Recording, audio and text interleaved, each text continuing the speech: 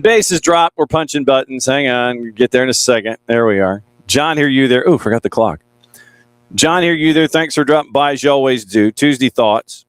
And traditionally on Tuesdays, we kind of go into deeper dives in single subjects. And this is going to be no different, but we're going to be kind of doing a bunch of different things.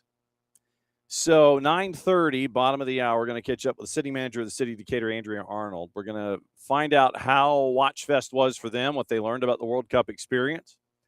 And as there were over 500,000 folks down in Centennial Olympic Park for Fan Fest there, I think it was just over 170,000 that were in Decatur. And so we'll get into what it took to all the different pieces, all the infrastructure, what they've learned, all the lessons, benefits, all that kind of stuff. And we'll catch up with Andrea Arnold at 9:30. 10:30, we get to visit once again with our friend from Morehouse, Professor Howard Jean-Denis. And it came out in our conversation that we had last week about Haiti and what it's like for him to see them succeed. And it was literally in a soundbite that came to the fore. And for those of you that missed the interview that we did last week with him and having to deal with the UBPI program that has been brought by Notre Dame and 60 cities and Coca-Cola helping out, it came out in that conversation having to do with the Haitian diaspora and the impact that we saw on them and how they're out here in the suburbs of the Atlanta area where we're based. And it's an opportunity for us to understand a little better with Haiti in the U20s. They played the United States in round number 1 of the U20s. And in CONCACAF Nations League, it's in the CONCACAF U20 tournament, it's an opportunity for us. And with the Nations League group stage, the groups identified last week, it's an opportunity for us to kind of understand a little more about what Haiti as a nation has been going through, and for national teams on various age levels to continue to persevere and be seen on the international stage to this point. So we'll catch up with the professor at 10:30, and we will catch up with him there. But then what that also means is that we got a lot of other stuff to get into. We've got to get into MLS Next from last night. We're going to get into Atlanta United 2 from a couple days ago. We're going to get into the news of the morning. We got NPSL championships to get into. We got Bristol Rhythm and El Fatalito. They'll be joining us later on in the week. And you've got an EFL vote. You've got transfers. Jermaine Defoe is checked out after a handful of months at his coaching gig, and the front office there is not happy about it. Basically, they said he didn't show up. And so after like 4 months, he's out, and people are pissed. And we've also got stuff going on in national team news. Press conference this morning for Zinedine Zidane. And the worst-kept secret in all of French football is now officially official.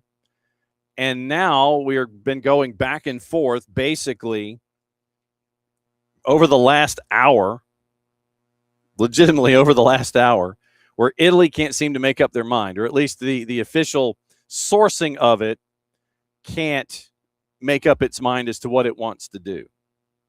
And so we'll go over that this morning, and we also have some thoughts from Nick Alifi on the matter. And so we will effort Nick's thoughts on this whole thing about Pirlo, Maldini, Mancini, Ranieri. Yes, they are. No, they're not. Yes, they are. Whose music is it? Who's the literally all the stuff that's going on, all the drama that's going on in Italy. Nick has some thoughts, and he has brought them to us, and we will play them this morning. Morning, Alex. Morning, David. And morning, VCXZD. Okay, so morning VC. Glad you're here. And so all of that's going on this morning. So it's twos, it's CONCACAF, it's MLS NEXT, it's news of the morning, all your transfer stuff, and it looks like they're getting closer on Yan Diamande for multi-million bazillion dollars. And then it's going to be apparently St. Louis has now officially added to their offensive firepower, so that's officially official. And we'll get into that here in just a bit. Obviously, practice is going on for Atlanta United, Children's Healthcare of Atlanta Training Ground. Some folks, most of the folks have drifted in. You have reports that some players have not been out at practice this morning, and so we'll keep an eye on that this morning as well when it comes to Atlanta United. So, opening kickoff brought to us by our friends at Black Pitch Coffee and blackpitchcoffee.com. Start your day with the most important stories. And the right way to start your morning is Black Pitch Coffee. Black Pitch Coffee, part of the SDH community, showing up at events all over Atlanta. Try their home blend made with beans from Brazil and Guatemala. Heavy bodied, notes of walnut, semi-sweet chocolate, and a rich world-class finish. Opening kickoff powered by Black Pitch Coffee and blackpitchcoffee.com. This morning, every 6 weeks, 8 weeks or so, we have to take the rowdy man to the groomer. And with the boss out of town, I had to do that this morning. And so getting up a little early and having him go out and into the community and making his morning deposits. And when he goes into a car, he literally will start shaking because he thinks he's being taken someplace. He's being returned. And it is, he has been with us. This is his 4th year. And that has never changed. No matter how much you talk to him, no matter how much you assure him that he's going to get picked up and that he's going to come home and then he's basically going to be so mentally exhausted, he will sleep the rest of the afternoon. But literally, you put him in a car with his harness, and he literally will just start shaking. And I mean, there are times where if the boss is in the car, it's not bad. But there are times where with me in the car, it's almost violent shaking. And, trying to reassure him the entire time that he's just going to get picked up and all these kinds of things. It is a long morning for little man when we take him to the groomer. So I had to do that this morning, and he literally was just shaking in the seat as he was being taken there. And you take him to the groomer, and he knows who the groomer is, considering he goes to see him every 2 months in our time. But, yeah, he is not a fan of being taken in a car someplace. If he goes with us on a drive, and we're going from point A to point B, it's like we're going to go see, the mother-in-law or what have you. He will, in the city streets with all the starting and stopping, he'll get really nervous and he'll shake. But then once you get out onto the freeway and the movement is constant, he'll calm down and he'll go to sleep. But when he has to go to the groomer or has to do anything and he's in the car and it's start and stop, he thinks he's being returned. So there's always that guilt of being a parent of a rescue dog, where you're trying to reassure them as much as possible. Like I said, we talked for like 10 minutes. We talked for like 10 minutes this morning. And I tried to explain to him and tried to remind him, hey, here's the deal. You're just going to the groomer. I'm going to come get you when the show is over. It's usually about noon. And then you can come back here, and then he gets into the back seat of the car, and he'll start rubbing, and he'll rub his face and everything, and he'll just get back to being who he is when he realizes he's not being left. But it's just this stigma that is attached to being a rescue, and all of the trust that they put into you, that this is their home, and this is all the toys are theirs, the room is theirs. Beds are theirs. I mean, literally, for Rowdy, we have 4 beds on 3 separate floors. He has his bed here in the office under the table. He's got a larger bed on the mid-level next to the boss's chair. And then he's got 2 beds next to our bed in the bedroom. One that's smaller and it has a bit of a caved-in nature to it, and then the other is a little bit newer and fluffier, and so it depends. Literally, and what he will do during the night is that he will shift from one bed to the other depending on his level of comfort. But with all of that stuff that we do, and this is where I wish that dogs could talk. If you had the thing like in Up, where you had the collar, and then the dog would actually say what's going on, and then you could have conversations back and forth. If that collar actually existed, we'd probably buy it, because then it would be an opportunity for us to understand where he's coming from. We'd love to know where he's coming from, and we also like for him to understand and be reassured that he's not being left behind. And we believe in adopt, don't shop.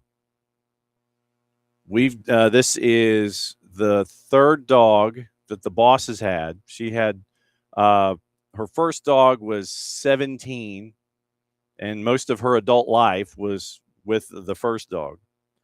Then the second dog, I think, died at 13. And we think that Rowdy is 9. Because when we got him 4 years ago, they're like, oh, he's 2 or 3. And then he gets very gray very quickly. So he's probably 4 or 5, probably closer to 5 when we got him. So we say he's 9 now. And we need whoever thought of the idea of the collar in Up. You need to figure out a way to create that collar in real life so we can understand, and so our dogs can understand what's going on. I can talk to Rowdy all day long. I can talk to him all day long when it comes to what's going on. Hey, here's the deal. I'm coming to get you, but just absolutely just shakes in the car like he's not wearing a coat in 20-degree weather. And it absolutely just breaks your heart.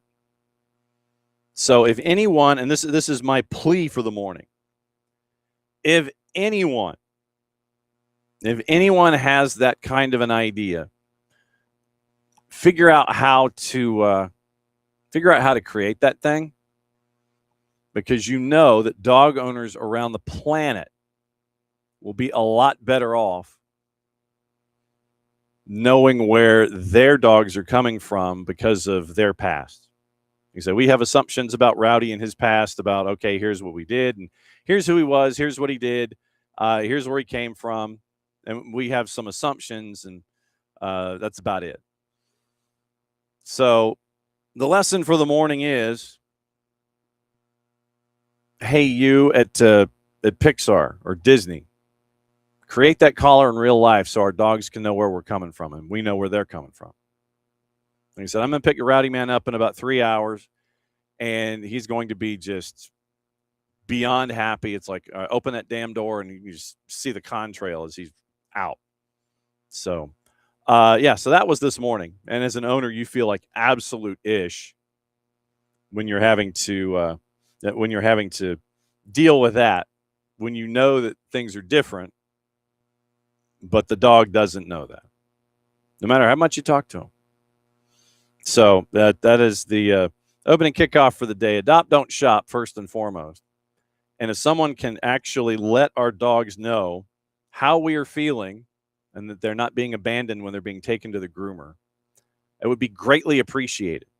All the technology today and how technology gets created, you ought to be able to create something like that, right? That's my thought. Opening kickoff brought to us by our friends at Black Pitch Coffee and blackpitchcoffee.com. Bringing you the most important stories of the day in the game, the right way to start your morning. Black Pitch Coffee, part of the SDH community. Showing up at events all over Atlanta. Try their home blend made with beans from Brazil and Guatemala. Heavy bodied, notes of walnut and semi-sweet chocolate, and a rich world-class finish. Opening kickoff powered by Black Pitch Coffee and blackpitchcoffee.com. Yeah, probably.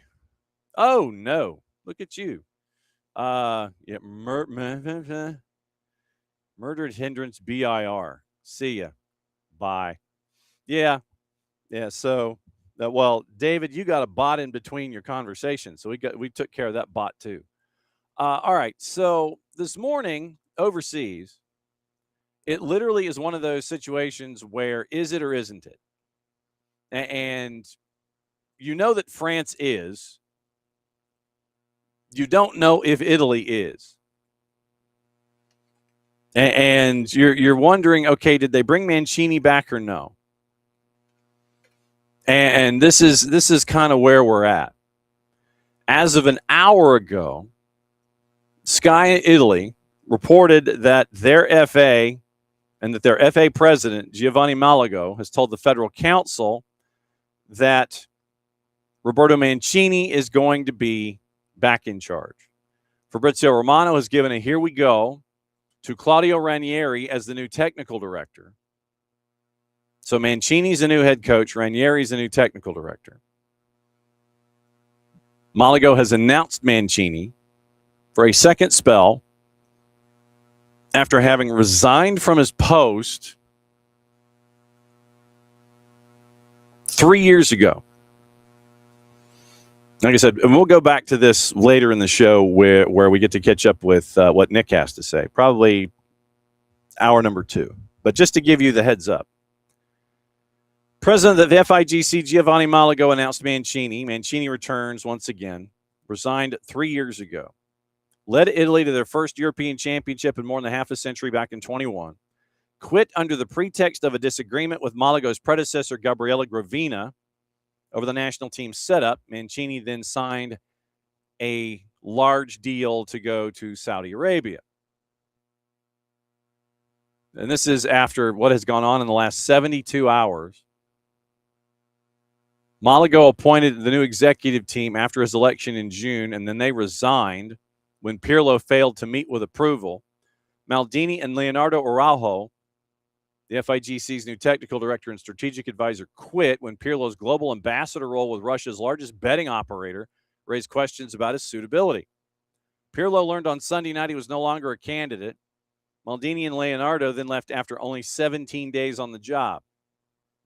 So then Mancini had long been Malago's preferred candidate. Morning shooter.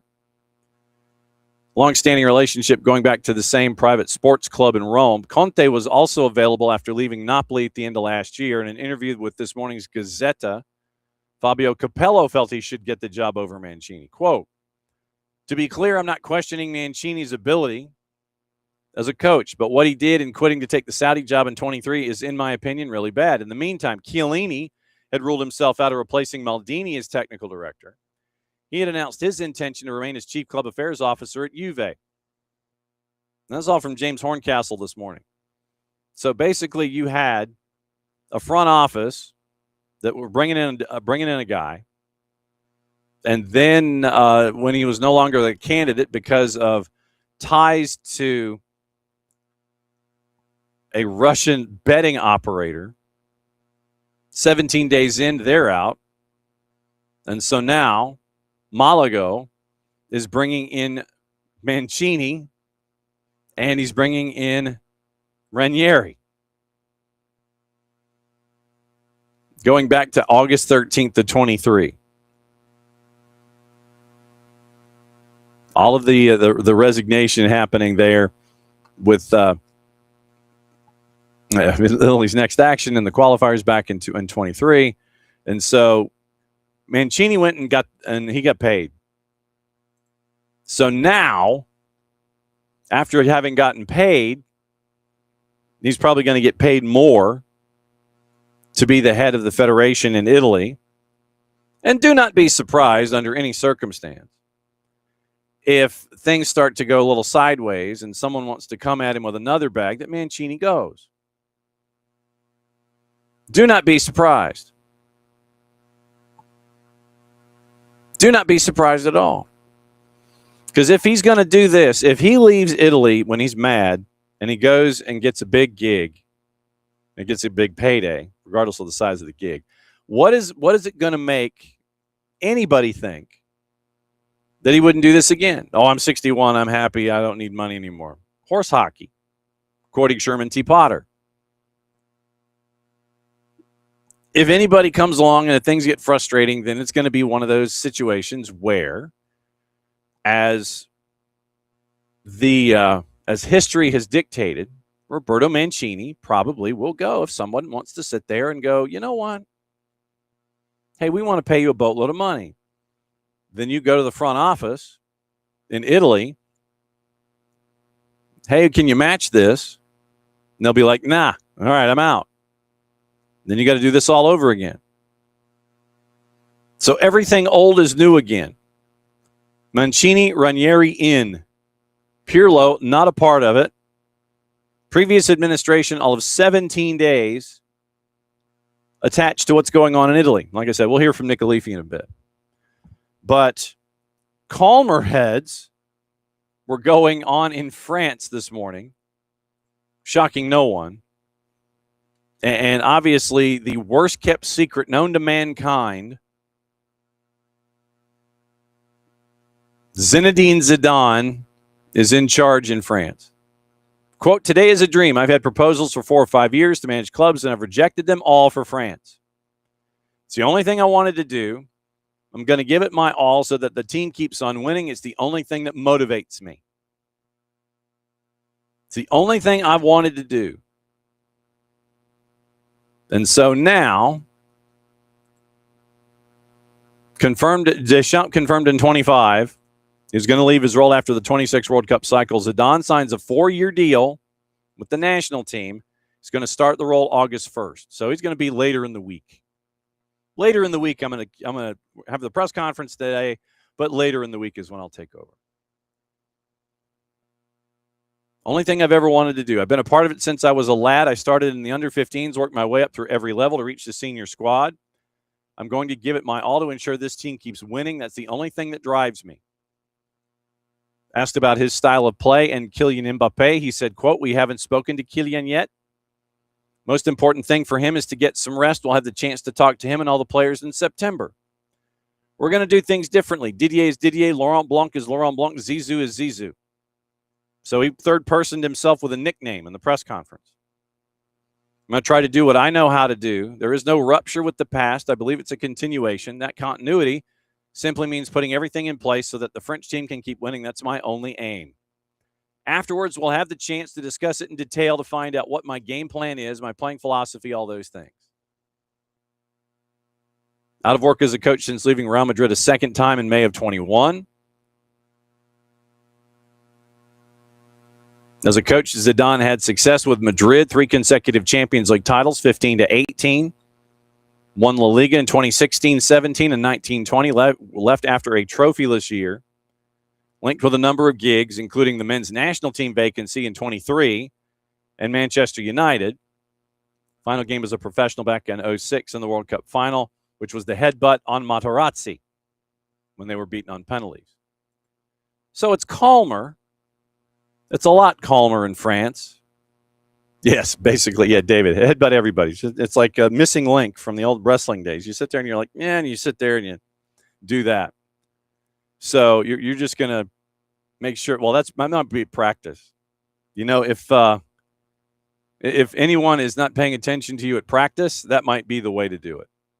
Sit there and you're just like, Like, you remember the old missing link in wrestling? That was kind of what that was. Yeah,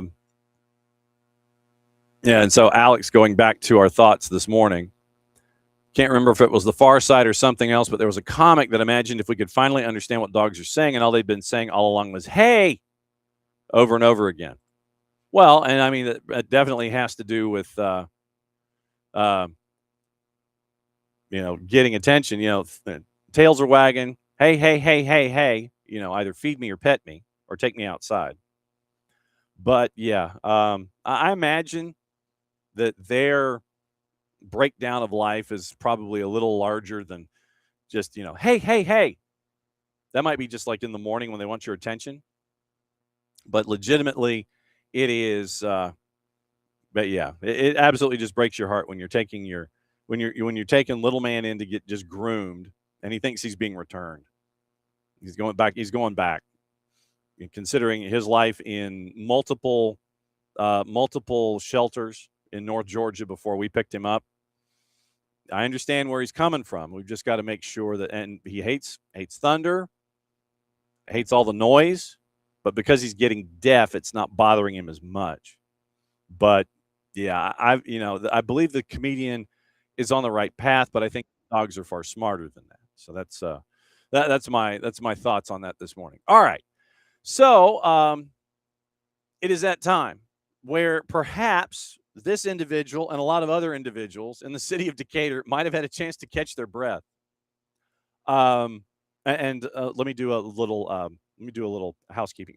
Andrea, can you turn your device a quarter turn? Just instead of north south, can you turn it east west so it fills up the screen?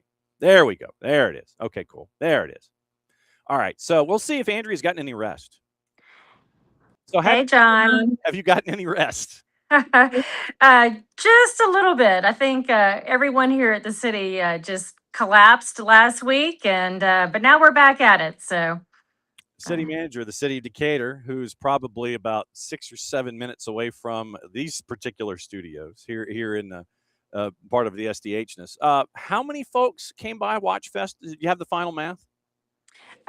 we do. We have had at least 170,000 visitors to the city of Decatur over the event, which is extraordinary for our small city. When you were doing all of the projections, what were you thinking was going to? Did you have a number in mind when you started? I don't know that we had a solid number in mind. I mean, I would say this is pretty close to where we were anticipating on average, maybe between 3,000 and 5,000 people per day. And that's pretty much where it landed, around 5,000 on average. But we had peak days of close to 11,000 people on the Decatur Square.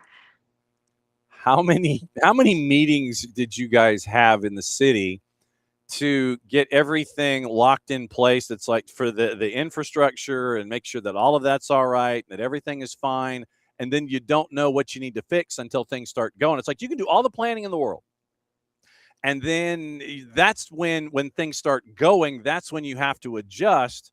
I mean, how close were you to figuring out everything, and how much adjusting did you have to do on the fly?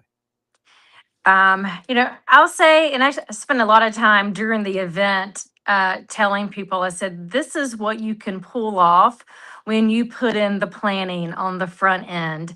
And I think that's why it felt so good during the event. We had a high level of confidence every day that we were executing because we literally put in at least 2 years of planning for this event. And we had the right team. And it was just beautiful when you have the right people at the table to put on an event like this. How many folks are we talking about here that were in all of these multiple Zoom calls with all of the pop-up windows and everybody with their ID plates? How many, do you know how many, you remember how many Zoom meetings you had and how many folks were in all these things to make sure that everything was the way it was supposed to be? I mean, I'm sure we had 75 to 100 meetings. I mean, easily, because we had our internal staff team. Because really, I give kudos to the City of Decatur employees who made this happen. And that's Public Works, it's fire, it's police, and many, many others. But then we also had a whole steering committee made up of community volunteers. And so they met on a monthly basis. I mean, they came over here to City Hall at 8 a.m. many months to work through the details. So we couldn't have done it without the volunteers as well. And that's the one thing that, we all look at when we look at an event. I mentioned this about live television too. It's like, if anybody has a dog and the dog likes to go out and chase after a stick when you throw it in the water, then the dog goes out, swims out, gets the stick, and starts coming back to shore. What you see above the water line is the dog with the stick in its mouth, just kind of huffing and puffing, and everything's fine. That's what everybody saw when they were going there to Watchfest. It's like they saw everything with the dog above the water line. Yeah, everything's fine with the dog. But what they don't see is what's going on below the water line, where the dog's going like this, trying to make sure that he gets back to shore with the stick in his mouth. And that's why I was asking about, all the below the water line stuff and all the different departments that are having to come together to make this jigsaw puzzle fit. Right. Yeah. I mean, what people didn't see was, when that USA match was over, people left and they went home. You didn't see what was left behind, like just, the mounds of trash that were left behind. Well, who comes in, the city staff come in, clean that up. So when you come back out the next day as a visitor, the square was pristine again. But again, that's what we're here for. I mean, we were here so people could just come, enjoy themselves, have a good time, and not have to worry about the details. Have you, after collapsing and coming back, have you guys had a bit of a post-mortem yourselves about what the city might have learned in a situation like this? So that is to be determined. But that's an important part of any event is, coming back together and talking about, what went well, what we could have done better. But all in all, I think we're going to spend a lot of time talking about just how well this was executed. And like I said, everybody that I talk to that is, from this neck of the woods that would go into Watchfest and see what's going on there. Any ideas on economic impact that was had into the city, projections or anything like that, or is that still being mathed out? That's still in the works, and I think it's still going to be, an estimate. On the front end, we worked with Dr. Thomas Smith, a professor at Emory, an economist, and he put together an economic impact report, and it estimated an impact on the city of around between 62 million to I think 140 million. There was a range. And so we'll go back and look at how those estimates compare to what we experienced. But I suspect we're going to be somewhere right there in the middle in terms of the economic impact, specifically to the businesses, mostly right there that are on the square.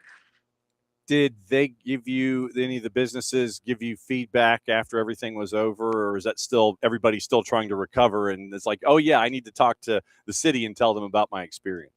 Yeah, I mean, anecdotally, we have spoken with some of the business owners up on the square. One of the pubs in particular said is the best business that they've had in, almost. I mean, they've been around for almost 3 decades. It's the best business that they've ever had, and that's consistent with what we were hearing from the pubs and restaurants. Is the best business since they first opened their doors, which we also felt like was much needed because the square had been under renovation. It had been a construction zone for a year prior. You may recall that we literally, the square, we had the ribbon cutting about 1 week before the World Cup started.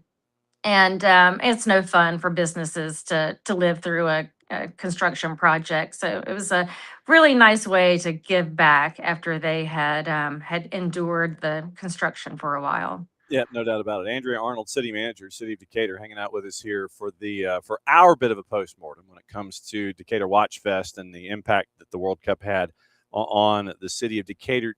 Do you have favorite moments from Watchfest in your hip pocket from what you got to experience?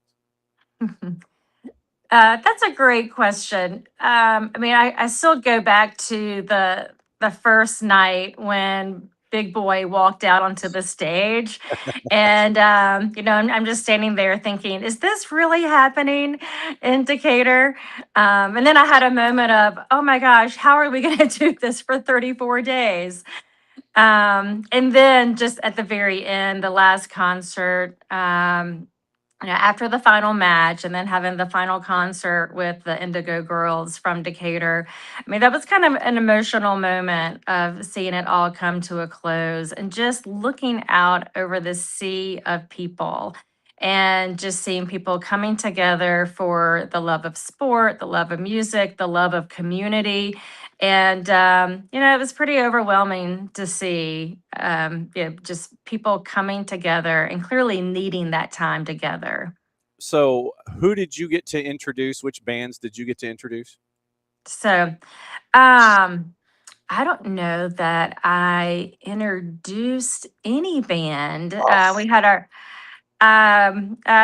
had city commissioners that were up on stage. Our mayor got to introduce some of the bands. So hopefully, I think for our city commissioners, those were some highlights of introducing bands, getting to meet the band members.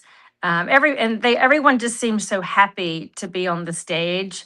Actually, just everyone seemed happy in general to be at the event. What did the city think the largest challenge of hosting Watchfest was going to be going in? And I'm going to pause my question right there. I think the greatest concern from the very beginning was, were we going to have, literally, did we have enough bodies to devote to the event? And just, knowing that, Atlanta was going to be, they were going to need extra security. So were they going to be pulling our police officers or firefighters, into their event? And so we really were worried about being stretched thin. So then having that concern going in, obviously being nimble as a part of all of this process, I imagine that the city handled it fairly well when it came to everything, because I heard zero concerns from anyone who attended anything. So I guess my question on the follow-up is, concerns going in addressed all the way through, and you came through with flying colors? Absolutely. So, we were fine in terms of staffing, but part of that also has to do, we have to give credit to DeKalb County, to their police department for showing up and offering, some of their resources. And, they, offered additional police officers, but also some of their special units. And then MARTA as well. Kudos to MARTA for this whole event. But again, they're just, remember, their work wasn't isolated to just their stations in the city of Atlanta. They also were on site here in Decatur, and they had security personnel on site. So in addition to the city's police department, and also our first responders with the fire department, we had assistance from DeKalb County and from MARTA Police, because that was our number one priority, was making sure that this would be a safe event. And we made it through the event, with no troubles. Did you trade feedback with the city of Atlanta or any other municipality that was doing these kinds of things? Were you comparing notes as you were going along? Were you having those constant conversations as things were happening?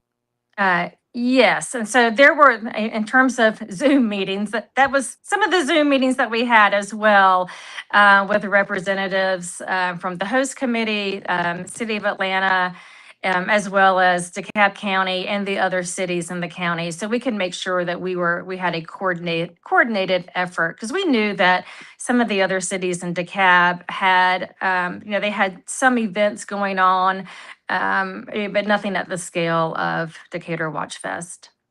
What do you get? So now that you're back in the office, how many people are sitting there and getting their postures like this, and they're kind of sitting there and they're cracking their knuckles and they're waiting for a moment to sit there and go, okay, so what are you doing next? What's the on? What's the on? If one more person asked me that question, right now there's always the Women's World Cup next year. You're about 330 days away from that. That's right. So I've told some people that this was just practice for the Women's World Cup. I mean, this was something that took years, and now that you've got the rhythm down, that the city is confident that it can do things of this depth and of this import. I mean, obviously, it's got to be an incredibly satisfying feeling to the city. That's like, man, we really pulled this off, and this came out to probably a lot better than maybe you had anticipated going in. Yeah. Yes, I mean, we're the only city in the country that activated for 34 days. And I mean, this is a city of 25,000 people, just around 5 square miles. This is not a metropolis. We did not have federal funding, like the host cities, for the security, for the logistics. We did this ourselves, and we're extremely proud of what we were able to pull off. But a lot of it had to do with the fact that we relied on other agencies. We had a team of volunteers, not just the volunteers that planned the event, but then the volunteers that showed up every day, just to support the event. And so it was, yeah, pretty remarkable what we were able to pull off. Because if anybody was wandering in and around the courthouse and the area near Watchfest, there were those large signs that were near the entry point that had the list of sponsors that the city of Decatur had partnered with to make sure that this was going to be as self-sufficient as possible. And it was a long list of folks. I mean, it was a sign that had a lot of logos on it. So to have that kind of interest and interaction and combining of ideas, that's got to be really it's got to be satisfying to sit there and go that, yeah, we could do something that is as self-sufficient as this was. Right, and we could not have done this without the sponsors, and of course, we're also limited in terms of this of not being the host city. We were limited in who could be a sponsor, and so and I think I mean, if you had to be a FIFA sponsor, or you couldn't be in a competitive category, and so we found ourselves limited at times in terms of there were other entities that really wanted to help out. They wanted to participate, but they were excluded because of the FIFA rules. And we were obviously respectful and deferential to FIFA through this whole process. And so, what did you do did you literally shut your phone off and put it off to the side and have the out of office memo? It's like last week, y'all don't touch me. I'm not going anywhere close. Did you actually shut everything down? So I took a couple of days last week. We'll leave it at that. Because I mean, literally, after 34 straight days, we can relate because we were, every day that the tournament was going on. So we understand where you were coming from. But yeah, it's just I can't, and those of us here, we can't look at what you were able to pull off in the city of Decatur for a town that is the size of Decatur, to do something as consecutively as you did, to have all of the elements that were attached to it and all of the different things that you were able to do when you came to town, whether it was the music or the matches or anything like that. No, it was a bang up job. And the boss actually had a question. Yeah, the boss. She was wondering what happened to all of the nation's flags that had the Atlanta United logos on them. Did they just disappear? Did they go back to Atlanta United? What happened to those? Any clue? I don't know, but I'll find out.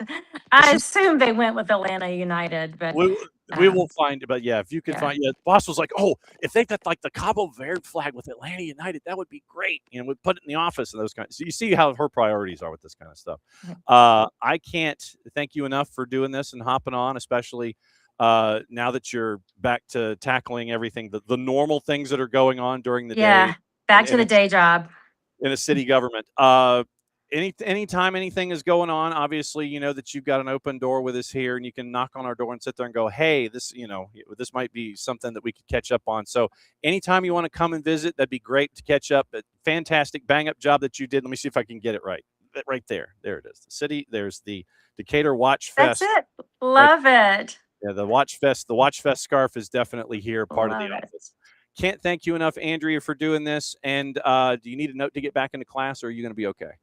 I'm good. Thanks, John. All right. Be good. We'll see you soon. All right. Take care. Bye-bye. All right. There's Andrea Arnold. She's the city manager of City of Decatur. We had her on draw day, and it was great to catch up with her down at Benchwarmers. And thanks to Kim Spees and Jen Johns and everybody that has been making sure that we were able to kind of keep up with everything going on with Watchfest as we go. But yeah, great stuff with the city of Decatur and what they were able to do with Watchfest, and very, very cool stuff there as well. So that was Andrea Arnold, the city manager, City of Decatur. I didn't realize that they'd had over 170,000 folks. Let me hang on. Let me check and see, because I thought I got an email from the city, or it might have been from Jen, on what the city was able to do in Watchfest. So hang on just a second. Let me see if I can find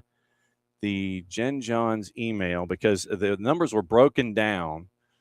And June, so that was not there. So it wasn't in that one. So it might have been in this one, maybe. So was it here? City of Decatur? Because the city of Decatur had an actual fantastic list of stuff. And it was a breakdown of everything that they were able to do with all of their numbers. And of course, I will probably find it once the show is over, and then I will remember to talk about it again tomorrow. So, city of Decatur. So what Decatur? Watchfest? Anything there? No. Okay. It was a thought. Okay. So it exists, and I'll probably find it in an odd hour. But it was a breakdown that Jen Johns had been able to give us about 170,000 folks and all this kind of stuff. But very, very cool stuff from the city of Decatur. And they have, like I said, 34 straight days, 170,000 folks. And it was a great exercise for the city of Decatur. And yes, what are you going to do next? I think Andrea just needs to hand like an index card with like the 4 normal questions that she gets asked and then the responses. She just needs to hand that out to people when she sees what's going on. It's great to catch up with them and find out what's going on in the city of Decatur. Okay, let me loop back to what has been going on with Italy and with France quickly before we get things moving toward the top of the hour. Once again, Morehouse Professor Howard Jean-Denis is going to be joining us at the bottom of the next hour to talk about Haiti and what everything that they've had to persevere through, and still coming and being competitive in the soccer landscape. So it's going to be a bit of a political science discussion, but we're going to discuss what's been going on with the FHF and with Haiti as a nation and everything that they've had to fight through and still be a part of things. And that'll be kind of where we get into our U20 discussion with CONCACAF, and we'll let you know how things are going to be there with the U20s. All right, so let me circle back. And this is what happens when I get pinned in on topics. Golden Retriever brain kicked back in. So here is Nick's thoughts on what has been going on in the landscape of Italy, because remember, it is now today apparently Mancini Ranieri in, and it is a new era, but it is an old era. So here are Nick's thoughts on what has been going on with the national team search and the Azzurri. Coming in 3, 2, 1. Hey, it's Nick Leafy with Soccer Down Here, Morning Espresso, coming in with a little bit of an Italian language lesson of the day, along with your Italian news drop. The language lesson of the day is che casino. Che casino. What a mess. My beloved Italy has found their way into the mud yet again. And how have they managed to do this? This is an onion, okay? It's going to take a minute, and we're going to walk through it for you so you understand more than just the surface level. Okay, so let's get to the stuff we know. The Italians, for the 3rd straight cycle, miss the World Cup. They claim they're going to blow it all up. There's mass resignations, there's retirements, people are walking away. They bring in new leadership, and the big headline here is they are bringing in Paolo Maldini. Paolo Maldini, who saved AC Milan from the banter era, a decade of obsolescence, resurrected by the one man who could get it done. And Paolo was able to do it until Redbird tried to wrest control from him, and in the process, Maldini choosing the honorable thing, and that is to quietly walk away. Hold on to that, because it comes back to play here as well. Okay, I thought I maxed him out. All right, so hang on. All right, so let me max him out, and then we'll do it again. And so I might just do it later in the show, because if this is going to be this much of a problem, then John's a moron, but what else is new? All right, so that was take number 1. Now, hang on. So let me see if I can find my. At least you didn't hear him counting down into the whole segment. So, all right. So if I do this and I do this and I do this and I do this, it's wow. Okay, interesting. Yeah. Well, I know, but the thing is, if David can't hear, then I've got to jack it up a little more. So now I know. So hang on, you people. If I'm getting an audio issue, then I'm going to jack it up 5 dB, and we're going to go. We're going to do this. All right. So I thought I went by my levels that were attached when I was exporting this morning and sending it in the system. But if David says he can't hear, then we're going to try it again. Now I've boosted it 5 decibels, but it's all good. So hang on. All right. So let me upload round number 2. And this might be 5 decibels more. So, and I've also taken the countdown out. So that's always a part of it. So this is me and audio. I know this once again shocks you. But after this, we'll get into hour number 2. Once again, we'll get into Haiti and their diaspora at the bottom of the hour. We got to get into CONCACAF. We got to get into the MLS Next All-Star game from last night. And there's a couple of other things we have to get into. So it's going to be youth national team, CONCACAF U20s. It's going to be MLS Next and all the other things with our news and our transfers. And once again, bottom of the hour, it's going to be Professor Howard Jean-Denis from Morehouse. So how about now? I'm going to hit it again. Hey, it's Nick Leafy with Soccer Down Here, Morning Espresso, coming in with a little bit of an Italian language lesson of the day, along with your Italian news drop. The language lesson of the day is che casino. Che casino. What a mess. My beloved Italy has found their way into the mud yet again. And how have they managed to do this? This is an onion, okay? It's going to take a minute, and we're going to walk through it for you so you understand more than just the surface level. Okay, so let's get to the stuff we know. The Italians, for the 3rd straight cycle, miss the World Cup. They claim they're going to blow it all up. There's mass resignations, there's retirements, people are walking away. They bring in new leadership, and the big headline here is they are bringing in Paolo Maldini. Paolo Maldini, who saved AC Milan from the banter era, a decade of obsolescence, resurrected by the one man who could get it done. And Paolo was able to do it until Redbird tried to wrest control from him, and in the process, Maldini choosing the honorable thing, and that is to quietly walk away. Hold on to that because it comes back to play here as well. Maldini brings along an advisor, one Mr. Leonardo, his former compatriot at AC Milan. Seems like everything's going well. They have big ideas, big new ways of handling the Azzurri going forward. Now, the primary issue here is youth development talent, right? Right? Nope, wrong. Why, Nick? This is what people talk about all the time. Italians can't develop youth. That is not quite accurate. The reality is the Italian youth teams, especially U18 and down, they're world beaters. They win the Euros. They're very competitive in youth World Cups. They have a pipeline of talent that is very, very good. The issue is there is no bridge between the upper levels of the youth teams and the senior team. Does not exist. Why? Because the clubs will start a youth talent. The kid will have a rough game. The moment's big. And then immediately, out of panic, they ship the kid out to 3rd division, Serie C, or to a relegation Serie A side. Okay?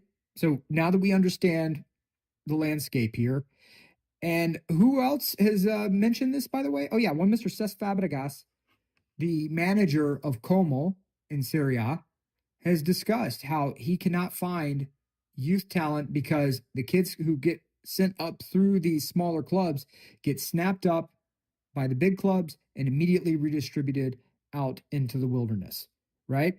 Who does Mr. Fabregas know, by the way? I wonder. Oh, yeah.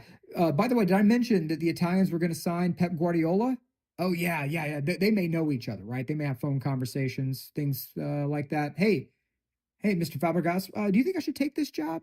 What do you think Cesc Fabregas would say to Pep Guardiola, a man who has known all about youth development?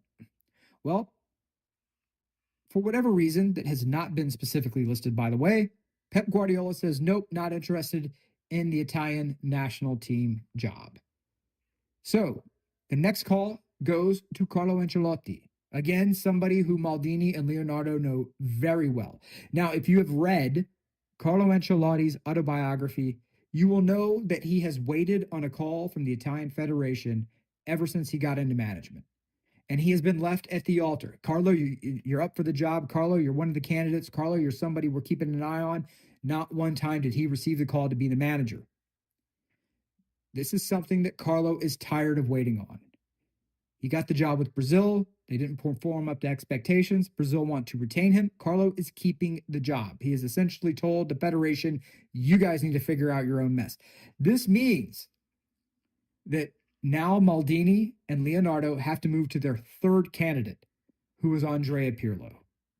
Now, Pirlo had management stints at Juventus, unsuccessful, Sampdoria, also unsuccessful, and he has since moved on to Dubai United, where in the process, as all managers and players do, they pick up sponsorship dollars wherever they can.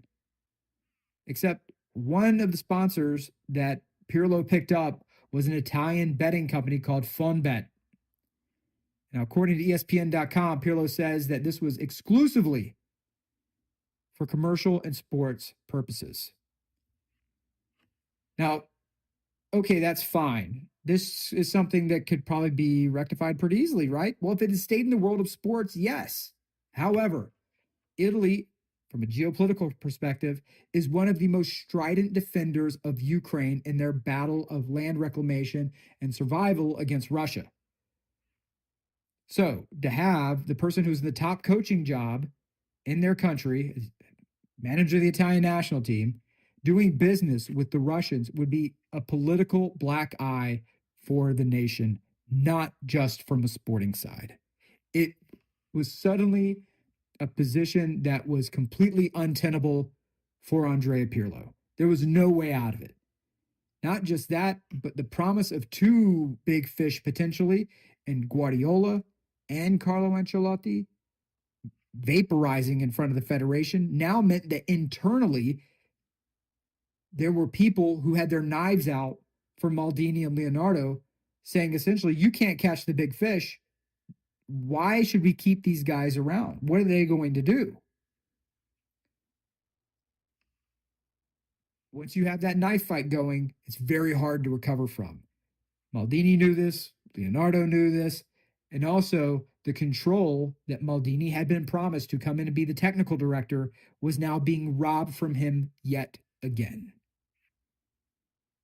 Just like with the Milan job. Immediately, Maldini and Leonardo send off their resignation notices, and now Italy is back at square one. So now what do we have? Just like we have always with Italy. Everything is new. Nothing has changed. The old guard are still in charge of the Federation, and they are going to be bringing in safe names like Roberto Mancini and Antonio Conte. Why? Because they're only concerned about getting Italy qualified, not just for the Euros, but also for potentially a 2030 World Cup run. Can they do it? I doubt it. I don't know if anybody can save the Italian Federation right now. And I have to give appropriate blame where appropriate blame is due. I love Paolo Maldini. He is a Milan legend. He is somebody that I looked up to personally, professionally, the way he conducted himself on the pitch, the way he conducted himself off the pitch, 100% above board. However, they have learned an important lesson, and I hope that every manager, future manager, somebody who is going to be doing any deal at any level of any business going forward, keeps this in mind. Always do your due diligence, no matter what. It is clear that if Maldini and Leonardo had done their due diligence when appointing their friend, their friend, Andrea Pirlo, to the management job for the Italian national team, and had they done their due diligence on his sponsorship dollars, they would know that the Russian betting company could potentially be a black eye. Clearly, somebody told him, hey, don't worry about this, if they told them at all, because they chose to overlook it and move ahead. That is on Maldini, that is on Leonardo, and that is on Pirlo. They only focused on the sports side without understanding the fact that the whole world that says keep it the sports, right? Let's just keep it sports. Let's just keep it on the field. I'm sorry, friends. Politics plays a role, especially when your country is one of the most strident defenders of Ukraine. And that is something that a lot of politicians in Italy have built their reputation on. That is not something they're going to overlook easily. So with love and respect to Maldini and Leonardo, I'm sorry, boys, this is just as much on you. So I hope that you've been able to stick through the sort of peeling back of this onion. There's a lot that goes into this. I don't see any of this clearing up anytime soon. It's going to be a soap opera. If you love drama, keep tuning in. If you enjoy mess, like what is it Marie Kondo said, I love mess. Yes, then by all means keep tuning in. I will keep tuning in because this is my team. It's the first team that I supported, the first team that ever made me cry, the first team that made me just unbelievably euphoric, the Italian national team. I am not going anywhere, and anybody who tells you they're an Italian national team fan right now, baby, believe them, because I promise you we've earned it, and we're going to keep earning it going forward. However, in this particular case, as the Prince and Romeo and Juliet said, all are punished, including us fans. It's Nick Leafy, Soccer Down Here. Thank you so much for tuning in. I really appreciate your time. Jason, it's back to you. And all of us. So there's Nick. Yeah, so Nick is kind of warning us about the future of Italy here. And I can't say the man is off in his assessment. So right now, like I said, as of this moment, like I said, we're still. So you have Malago announcing it's Mancini, James Horncastle et al. From The Athletic. Mancini, Ranieri coming back. You know they backed up the Brinks truck to Mancini. You know they did. So Ranieri is the new technical director. Mancini, the new head coach. So everything old is new again. Everything old is new again. And you saw or you heard the displeasure of the garlic bread warlord in this particular case. No real surprise. But obviously we'll keep an eye on that. And Nick is not optimistic about 2030. He's not. And I think it was one of those points that he made early on as a part of this discussion that you want to bring in it's like, where's all the youth development? Well, they kicked the youth development to the curb. Instead of playing younger players, the ones that you develop in your system, you've decided that, we're going to keep we're going to bring in the older guys, and then it's just going to kind of go. Pfft. Nick's not optimistic. Doesn't matter who's in charge. Doesn't matter who the technical director is until you figure out that having younger players a part of this discussion, so you have a pipeline, until you realize that that's okay, then things ain't going to change. Doesn't matter how much money you throw at the problem. Does not matter how much money you throw at the problem. That you're going to have these things happening with those folks in charge. Until you figure out that the idea is, I don't know, we got some good young players, instead of kicking them out to Serie C where they have to deal with a knife fight in a phone booth every week, and they don't grow, and they don't get the opportunities that they deserve for a national team. berth or a tryout even, you're going to have these things happen. So now you can understand why Nick is not optimistic. So yes, it looks like Mancini and Ranieri, according to Malago, and the new era / old era for Italian football begins / continues. Things are calmer in France. Things are calmer in France. Italy, yeah, we're going to throw money at a problem. All right. Last night, part of the festivities in the week or the half week up in Charlotte, last night at Matthews, it was an opportunity to hear and see the next wave of folks in MLS Next. All-Star Game, All-Eastern Conference, A.J. Ricketts, Jalil Anibaba on the call. Here's your highlights, or at least most of them, because most of the goals got scored in the first half. Shot ripped and it's through. Oscar Aviles starts the scoring early for the East. 1-0, and the goal coming from the DC United man.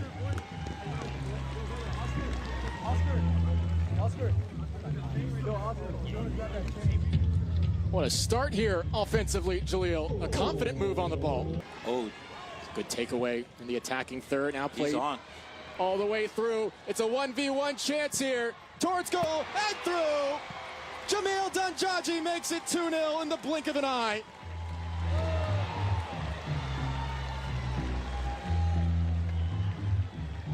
He is the star striker from Columbus, and he's on the score sheet here in Charlotte. Nashville man, Stribling's got some space here. Stribling puts it through. How good is that? The East is on an early route. It's 3-0.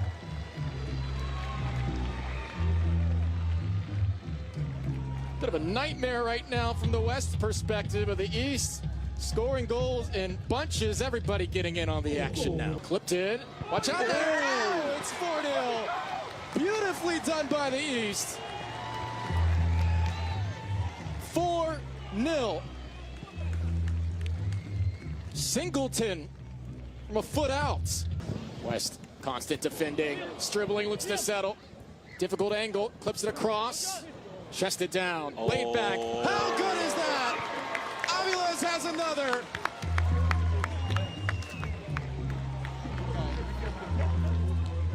Oh, wow. Oh, wow. Oh, wow, AJ. This is exactly what we like to see here.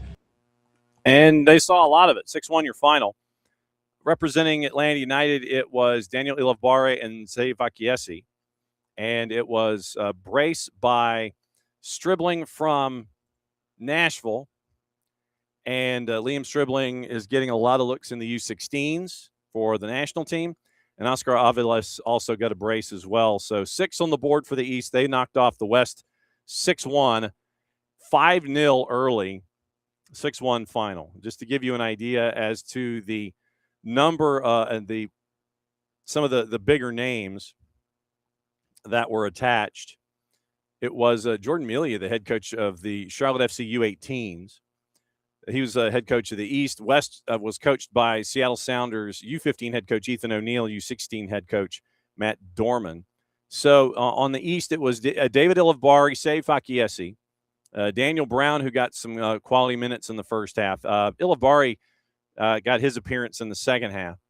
It was Jamil Danjaji from Crew. He was given the captain's armband, and understandably so, with his goal that he scored in the first half. We mentioned Marcellus Singleton. Also, Levi Williams from Messi and Friends.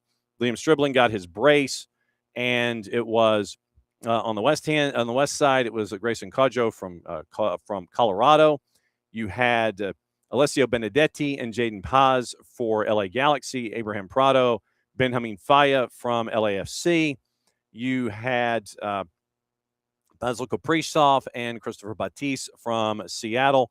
And you had a lot of players from a lot of different teams that were represented. You did have some representation from outside MLS. You had Amadou Han from Cedar Stars Academy. You had, Marcellus Singleton from the Bronx Metropolitan Oval. You also had Ezra Van Cleve from the Barca Residency Academy out in Arizona. And so Total Football Academy's Daniel Carmona as well. A lot of these are 2010s. You had a few 2009s. and you had a few 2011s, but a lot of this was the 2010 showcase, and it was a big win for the East last night, and it was 6-1 your final. Oscar Aviles named the game's MVP, and it was Aviles, Danjaji, Stribling, Singleton, Aviles. So it was 5-0 at the half. And then Daniel Brown from Charlotte scored in the 78th. Easton Wilson scored in the 82nd for your goal for the West. And so that was your rundown of the MLS Next activity from yesterday. Then over the weekend, it was an opportunity for Atlanta United 2 to kind of kick the tires on their home away from their home that is back to being their home. Children's Healthcare of Atlanta Training Ground from now on is going to be the home for the Twos for the remainder of the season. Keep an eye out because the next match is at 4 o'clock Friday afternoon against Carolina Core. So you can get tickets for free on Ticketmaster, and you have to adhere to the Mercedes-Benz Stadium rules for carry-ins when it comes to bags and such. So get your tickets at Ticketmaster, and you get to go and hang out and watch the Twos at the Children's Healthcare of Atlanta Training Ground. I think that there's going to be a shuttle that will take you from where parking is going to be assigned just down, I would imagine, down the street up to the training ground. So if you're going to go for the remaining handful of home matches this year, I think it's 5 home matches that are left, budget yourself a little bit of time, because you're going to be parking off-site, and then you're going to be working your way onto the Children's Healthcare of Atlanta Training Ground and then over to field number 3, which is where it's going to be.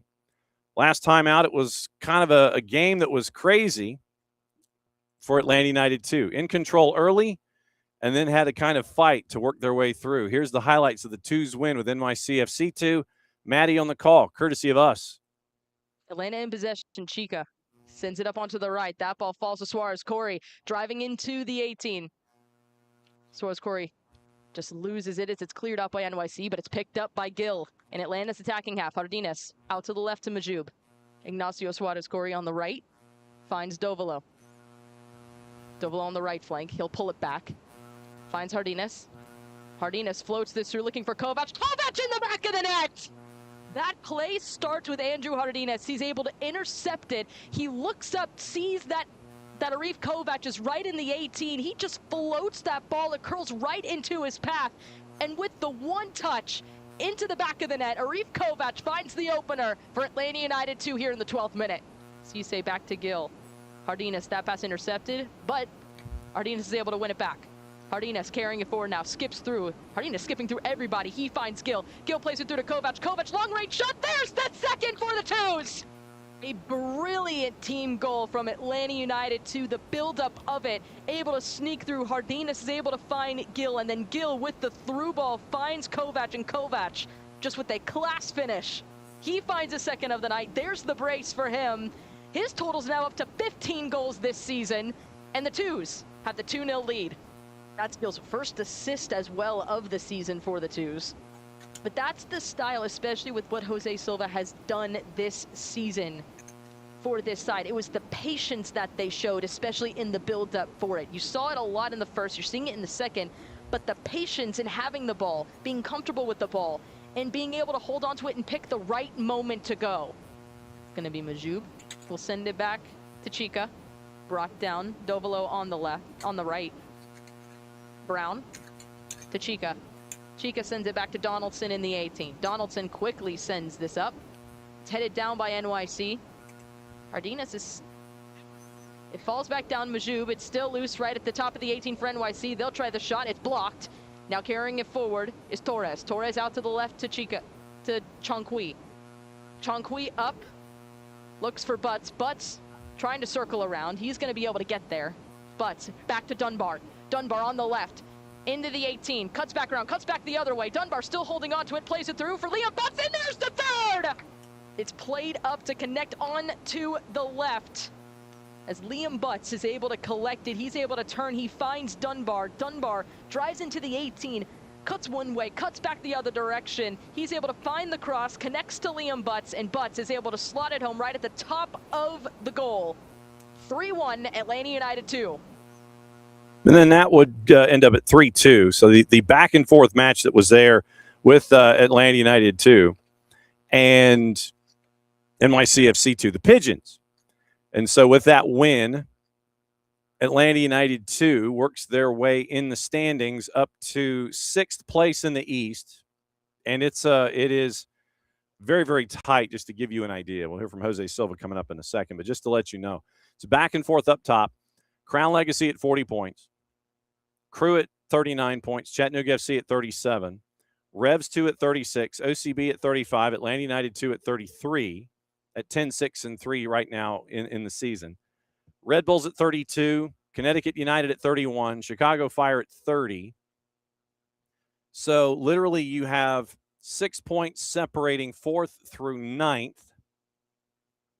And Atlanta is 7 points out of 1st. So the twos are right now in the heat of it. They can't really look behind them because folks are closing distance that way too.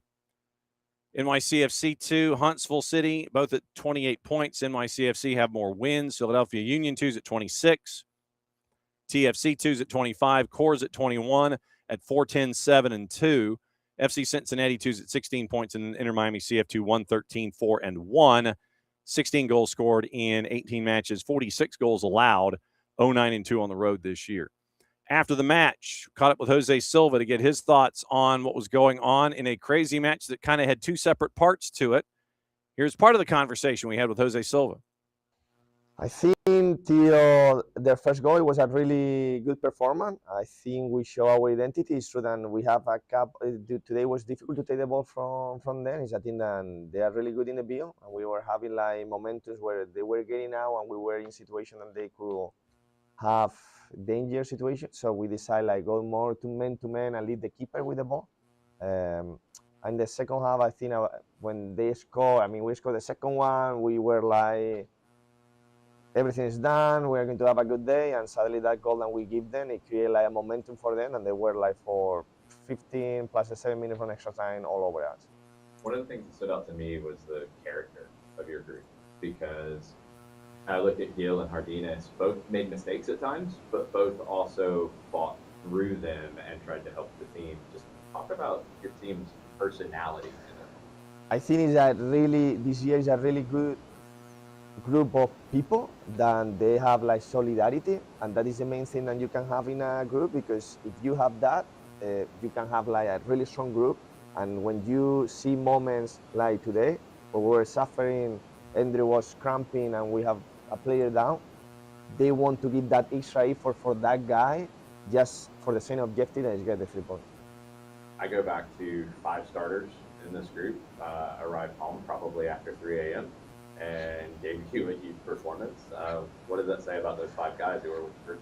Again, it's the solidarity that they have for the group to give everything that they have inside of them to help the team to get closer to the 3 points. And today, the 5 guys, it's true that they're right late yesterday, and we were like trying to manage how they feel on the field. That's the reason some of them get sub out.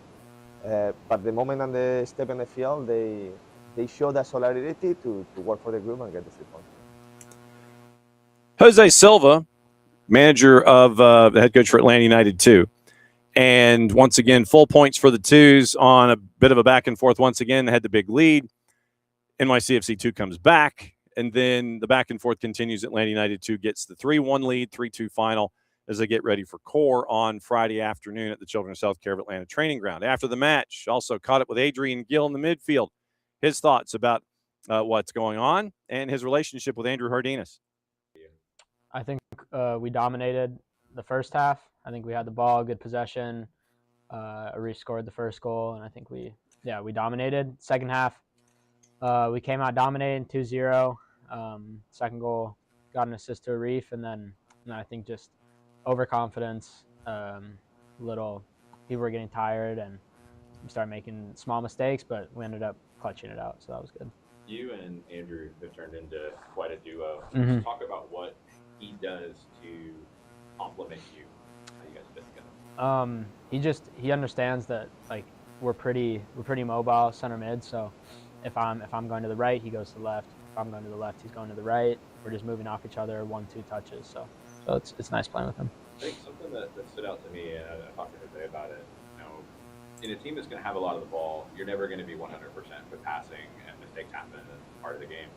But I thought both of you guys consistently, when a mistake would happen, you stayed connected, you fought to fix it and to get back into the game. How do you keep that mindset in those moments? I can't speak for Andrew, but I'm guessing it's pretty similar. For me, it's just like it's kind of almost an ego thing. Like I lose the ball, I need to get the ball back.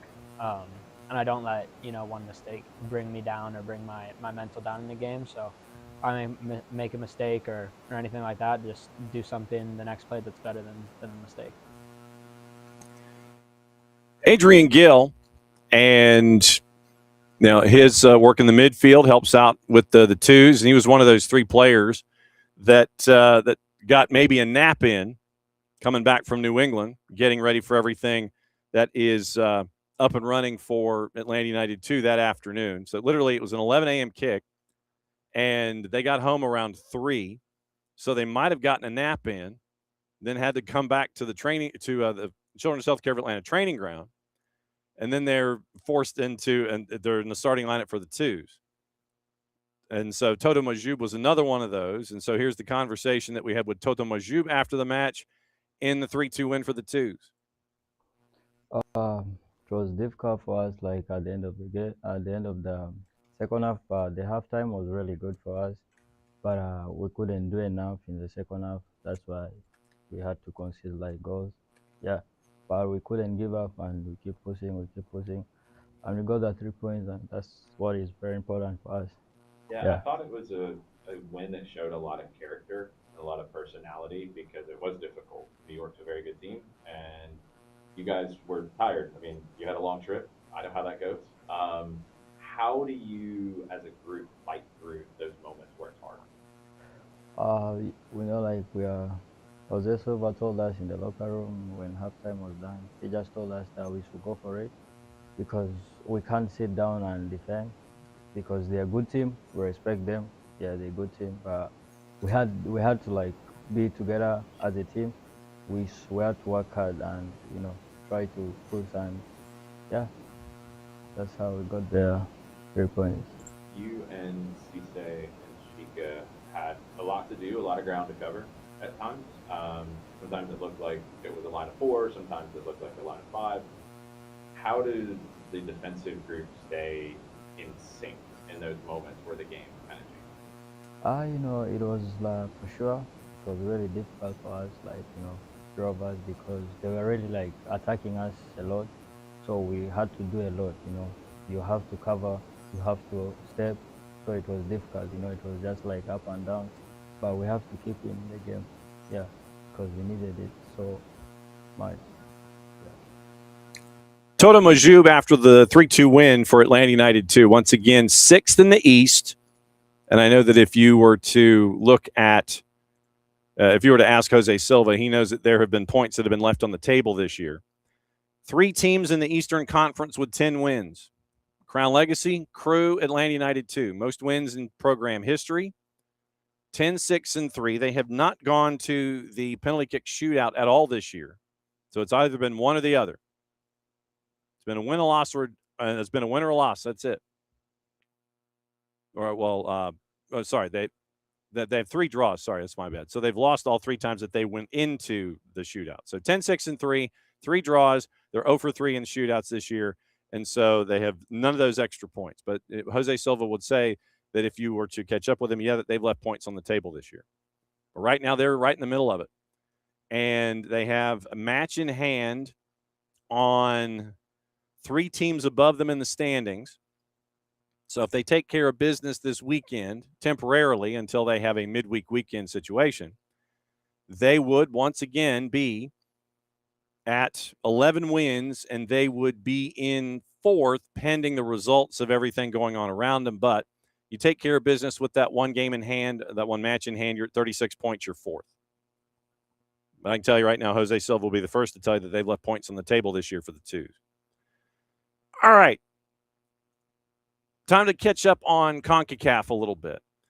Tonight, this afternoon and tonight, it is the U20s.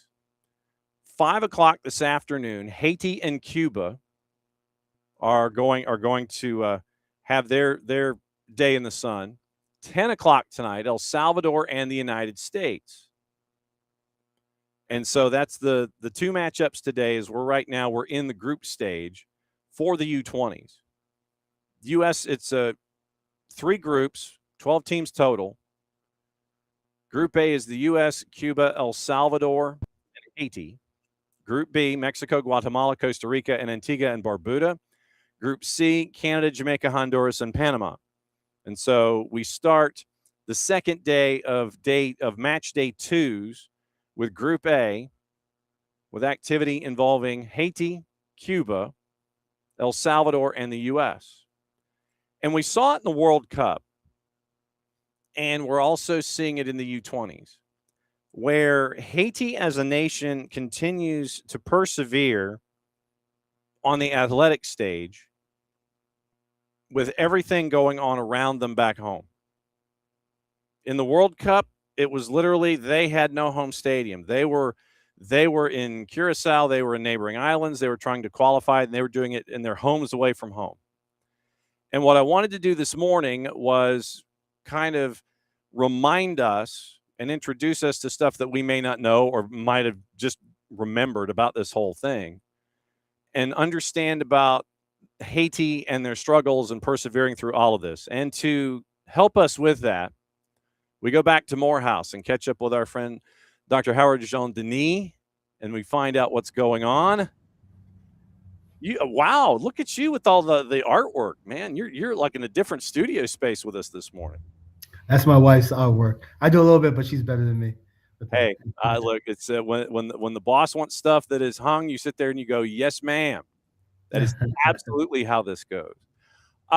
First off, I can't thank you enough, because there are opportunities where we get to learn about other cultures, other diaspora, and the struggles that are attached, and then put it into a sports prism. And we got to see firsthand in the World Cup, and we're also seeing it with the U20s that are going on tonight. Actually, you have the 5 o'clock game today in the U20s, where in CONCACAF, where the Haitian national team, the under 20s, are playing in group stage, and they're going up in they're in the group with the United States. We saw it in the World Cup. We got to see it firsthand here at Atlanta Stadium when it was Morocco and Haiti, and it was one of the most tremendous environments that we got to witness and be a part of when it comes to seeing what's going on. For those that may not know, let everybody know your background and your expertise in this, so everybody knows where you're coming from. Absolutely, absolutely. So, and thank you so much for having me once again. So to talk a little bit about my background, so I'm 100% Haitian. My mom is from the capital, from Port-au-Prince, from this little area called Pétionville, and my dad is from Ukai, which is in the southwestern portion of the island. Upon us immigrating to the United States, we were all well educated. My parents believed in this concept called l'école, l'église, l'écaille, and it was about being at home, going to church, going to school. And so I was in Boston, went to really good schools, worked hard, and now I have a PhD in business. And so some of my academic research focuses directly on the African diaspora, specifically in South Africa and Haiti. So last year, this year, I published some really strong papers on the Haitian spirit. So things like Kombi and Lakou. And I'm mentioning all that because in order to do that, I had to stay immersed in our culture, do interviews, connect with family members, travel to Haiti. And so the World Cup is just a recent iteration of being Haitian. I'm Haitian 100% of the time, also living in America. So I have this American side, but I also have this pride in where my family's from. When you had to go back home to do part of your research, I don't think many of us who are here in the United States understand how dangerous and threatening life is on a daily basis in Haiti.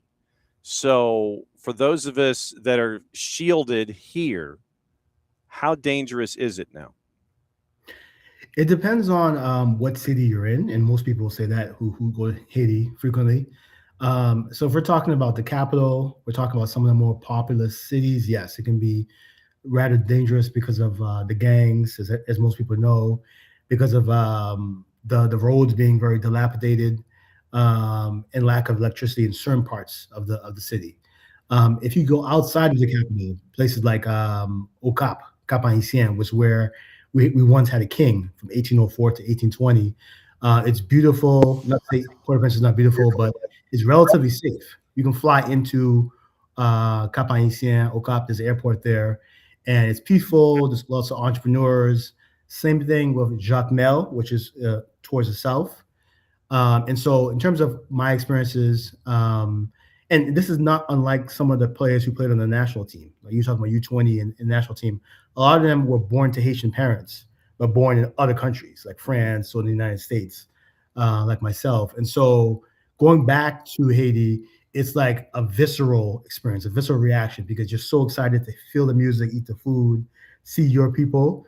But because you're not as familiar with certain parts, depending on how many times you go, you have to be on guard. You have to be a little bit cautious because right now it's a little worse than it was before. But right now, there are certain parts of the country that are on lockdown, where if you don't have somebody who lives there 365 days a year, you probably shouldn't go there because you could get kidnapped.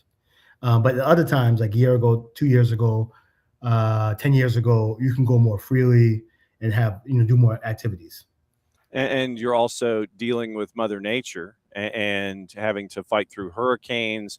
So if you have these parts of the nation that are dealing with just basic necessities, then you have hurricanes come through and then infrastructure gets challenged all over again. And then you're having to go back to absolute zero to try to rebuild from there.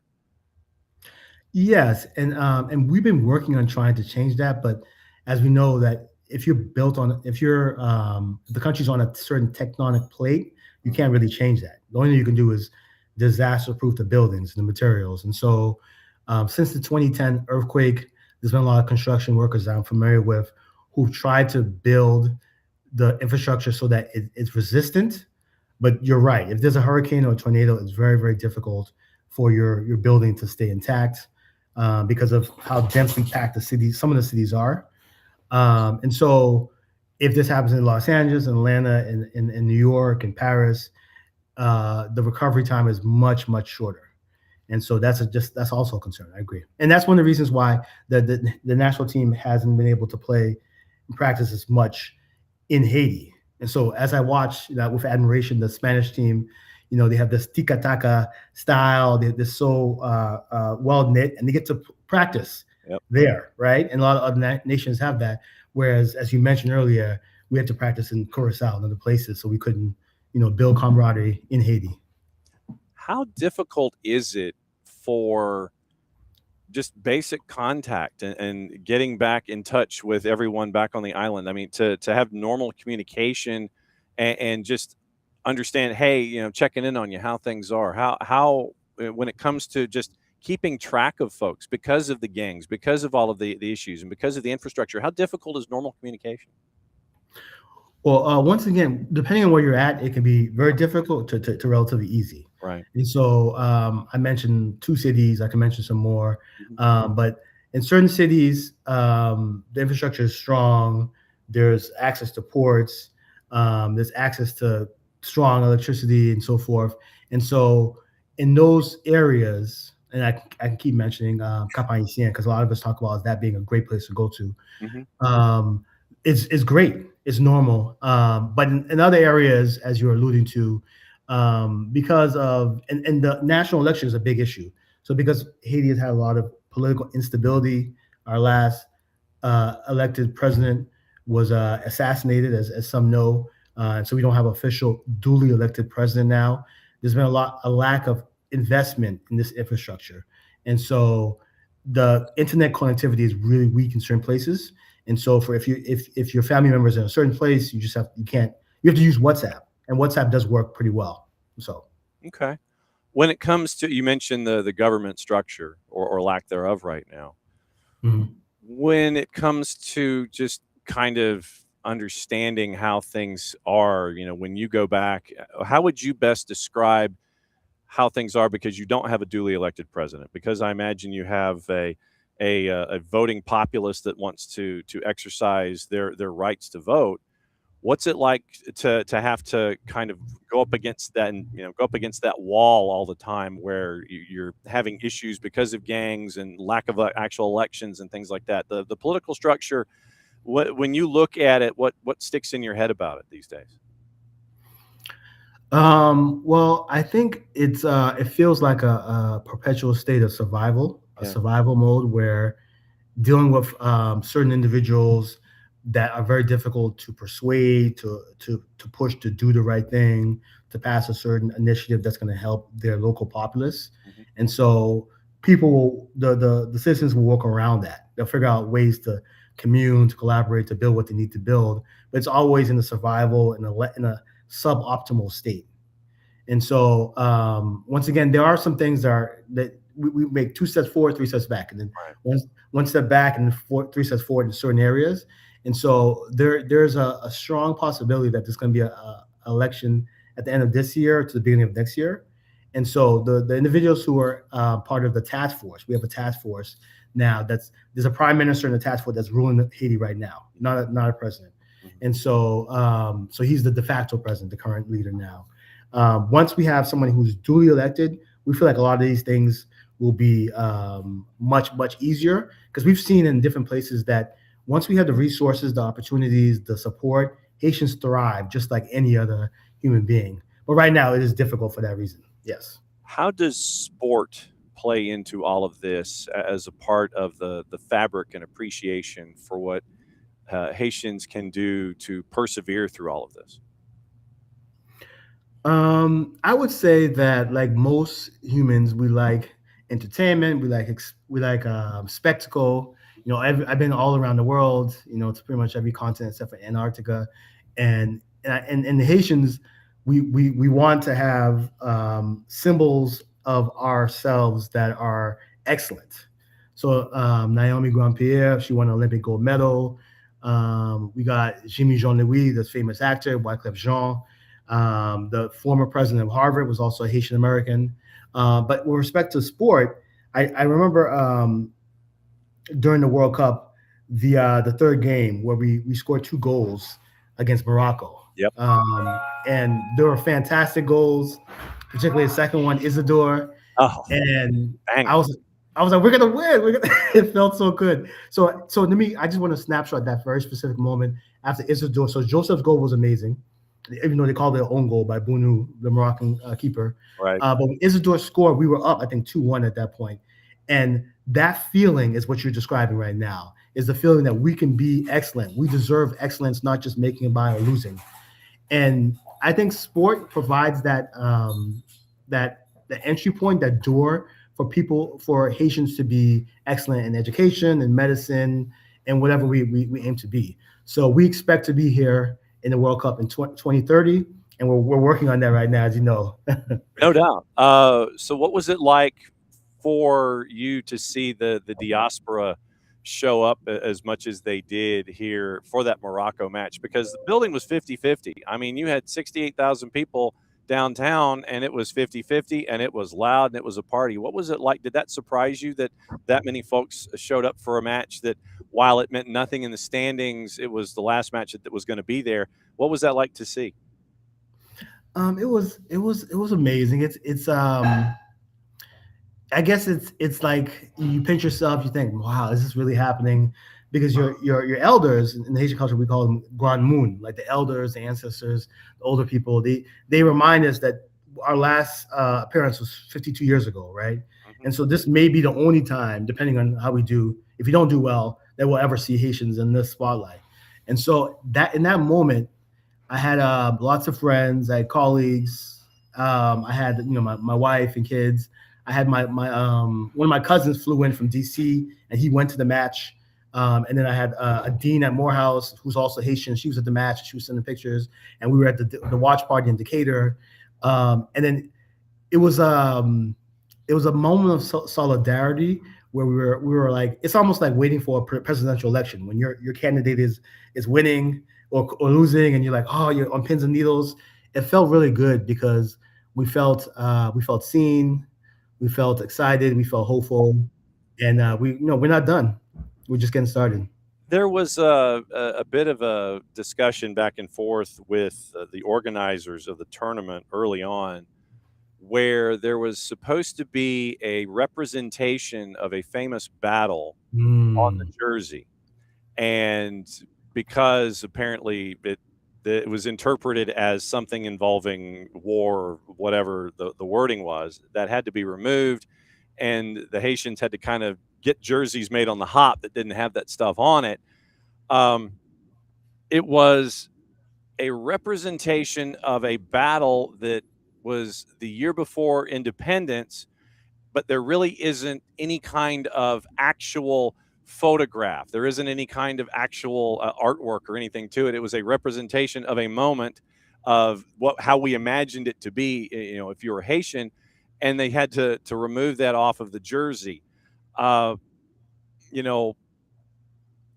get it on one front, but also for an imaginary interpretation of a moment, I'm like, come on, man. That kind of was like, really this close to the beginning of the tournament. Then you want to say something about it, and everybody's got to fix their jerseys like at the last. For those that don't know, what was that battle? I think it was in 1803, the year before. I think it was the Vertier, if I'm not mistaken, something in there. That battle was what was represented on the jersey. Can you help me out there? Yes. So you have a really good point with that. I think it was actually the second time that the Haitians were penalized for having a jersey infraction. But to clarify what you said just now, it's about a Vertier. So it was 1803, the year before we won independence against the French in 1804. And I disagree with that decision. Yeah.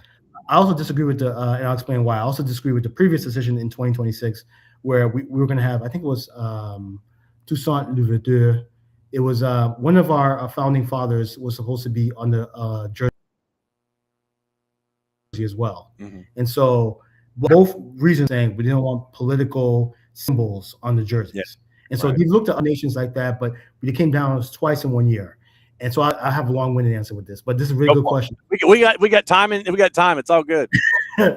So it doesn't, in my opinion, and somewhat subjective, it doesn't specifically denigrate another culture, another population. It's not racist. It's not misogynistic. It doesn't glorify the battle. It just glorifies a successful story in one nation's history. And so that battle was key to us winning independence. It was, in fact, most people who understand political history, world history, they know that Haitians were the first and the only successful slave revolution, enslaved people, the first one. So Simón Bolívar, the famous Latin liberator in Latin America, came to Haiti in 1815, I believe, to study us. And then he liberated many Latin countries after that. And the African American and the Americans also learned in 1865, 61 years later, what we did in 1803 and 1804. So the domino effects, the ripple effects, it reverberated around the entire world, what we did. And Toussaint Louverture and Dessalines, they all represented somebody and a group of people who believed in themselves and who believed that they are worthy, they're dignified. And so I think that that's the type of thing that should go on a jersey, because you see these things in multiple other countries. Small symbols, they're not racist and not sexist. They're just saying this is what we did in the past. The second thing I'll say, I'm going to bring in, because I want to talk a little bit about that first game. The very first game was Scotland, Haiti, and Scotland won 1-0. Scotland has a good team. Haiti has a good team. There were a number of questionable yellow cards, fouls in that card. I think there was lots of articles about that. Right. And the reason I'm bringing that up is because I was looking at the facial expressions of the Haitian team in that first game. That was a winnable game. Brazil game, no, they proved to be better than us in that moment. And Morocco game was what it was. I felt like some of those questionable non-penalty calls and non-yellow cards led to a lack of motivation in that game. Yeah. That is similar to us not being able to wear the battle of Vertier or even Louverture in our jersey. It was a very small dig that was unnecessary. That didn't mean that we didn't make it to the knockout stage. No, I think it really is about the talent level and coaching and corruption, stuff like that. I think other things were significant factors. but I felt that there was some unfair treatment of the team, and that's why I brought in the other example. No, that's all good. No, it's that's what we're here for, is a part of the education of all of this. Dr. Howard Jean-Denis from Morehouse hanging out with us for the education of the FHF this morning. And like I said, when we had our previous conversations about UBPI last week and everything that's going on there at Morehouse and at Notre Dame and everything, I was like, when we were discussing this and you opened that door, I'm like, yeah, we gotta come back and discuss all of this stuff. When it comes to the Haitian people, the diaspora, where they are here, in the suburbs here in Atlanta, in Massachusetts, where you have Haitians, you have Cabo Verdeans. I think it's the largest concentration of Cabo Verdeans off of the African continent, is I think like in Brockton, Mass, and the suburbs of Boston. That's correct. That's correct. And I'm trying to figure out the proper way to phrase this. How can we improve our understanding of the Haitian people and where they are coming from on a daily basis, so we can better understand them, whether it's through sport as our prism or just on a daily basis? How can we better understand what Haiti is going through, and how can we best be there to help support them and help them with what they're going through? Education is a short answer. Proper, appropriate marketing. I think historically, some countries have had a lot of stigmatized marketing and educational units in classrooms where it's focused on losses and failures and lack of stability, as Chinamana Adichie called the single story. So you wrap down what is the entire story of a person or a community or a culture into one single story. And I think for Haitians, like other cultures, there should be a wider lens in terms of who Haitians are. And so in my experiences as an educator, as a business person, as an entrepreneur, I've tried to help people to have very open minds about why do people believe what they do, why do they behave they do, what have they experienced prior to this current engagement you have with them.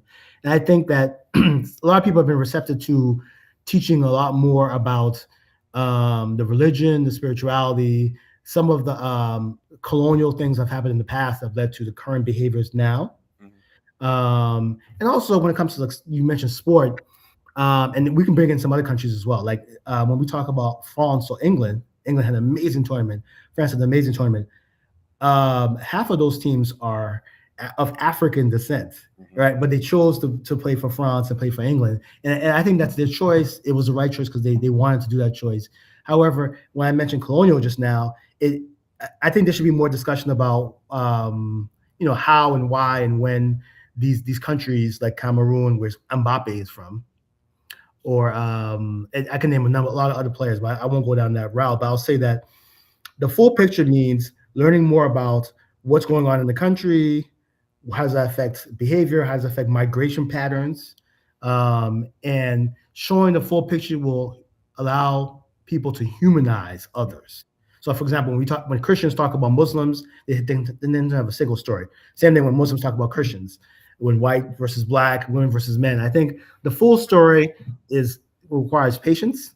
As for Haitian people, I think that it's the same thing as other cultures and other walks of life. It just takes more patience learning the full story. So, for example, I'm introducing some of the listeners to some of these things right now for a reason. I imagine that some are not familiar with some of the things I'm talking about, like the fact that we had a king. At one point, Haiti had a king from 1804 to 1820. And that king was one of the motivating factors in Black Panther, the famous movie that's had multiple iterations. And he was a liberating king. He built monuments, he built castles, he had a code that was admired in France and in London. And so these are some of the things that if you know some of the Haitians that you interact with, some of us are very proud, some of us are very organized, very intellectual. And that's because of some of the things that are in our culture. Full disclosure, as a part of my extensive jersey collection, yeah, I do have the Haiti jersey with the battle on the side. You do? I do. Oh, absolutely. Oh, absolutely, I do. Where'd you get it from? It was one of these shops that actually, and I was racing because when I heard the decision, during the tournament, I was like, I got to jump on this. And so it was through a distributor that, still had them up. And I was like, yeah, I've got to jump on that. And so I did. And, so yeah, when I was like, oh, I've got to have that. And so that was, that's one of the ones that I have. So, yeah, trust me, that was a slam dunk. That was an easy choice. I cannot thank you enough for this. There are times where I think we need to understand where we're all coming from. So we can all be better and we can all, walk the same path, knowing what's going on with that person next to us. And I don't think a lot of times there are a lot of times where we don't get those opportunities to understand where that person next to us is coming from. And so that was why I wanted to reach out and have this conversation so folks could understand what they might have seen in the matchup, against Morocco, but they might have seen in group stage, what they're seeing in the U20s later today. I think it's going to be on FS2. And so just to kind of, through that sports prism, understand where folks are coming from. And that was why I wanted to have you back to kind of break everything down from a Haitian perspective. I can't thank you enough.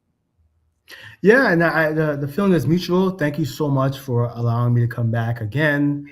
I do listen to your show. I think you do some great work. And for all the listeners, keep tuning in. I enjoy watching teams all around the world, not just the Haitian team. And sport is an amazing unifying medium where we can kind of appreciate differences, similarities, quirks, and celebrate victory and struggle and persistence. So it's very fun stuff. No doubt. And thanks for the education, whether it was Poli-Sci 101 or everything else that's going on. We will catch up with you soon, my friend. Don't be a stranger. Absolutely. There you go. There is Dr. Howard Jean-Denis from Morehouse. An education on the Haitian diaspora this morning, and I'm glad that we were able to circle back and have that discussion. All right, so checking in on the rest of the activity today. Once again, we mentioned 5 o'clock, we mentioned 10 o'clock, and that is going on in CONCACAF. So to get set up for round number 2 in group stage, let's go back and remember what happened in match day number 1, the 3-0 win against Haiti, courtesy of our friends at CONCACAF and FS2. Mexico, the defending champs. Here come the U.S. breaking lines well to the edge of the area, and it's off the other side of the bar. Second ball is blocked.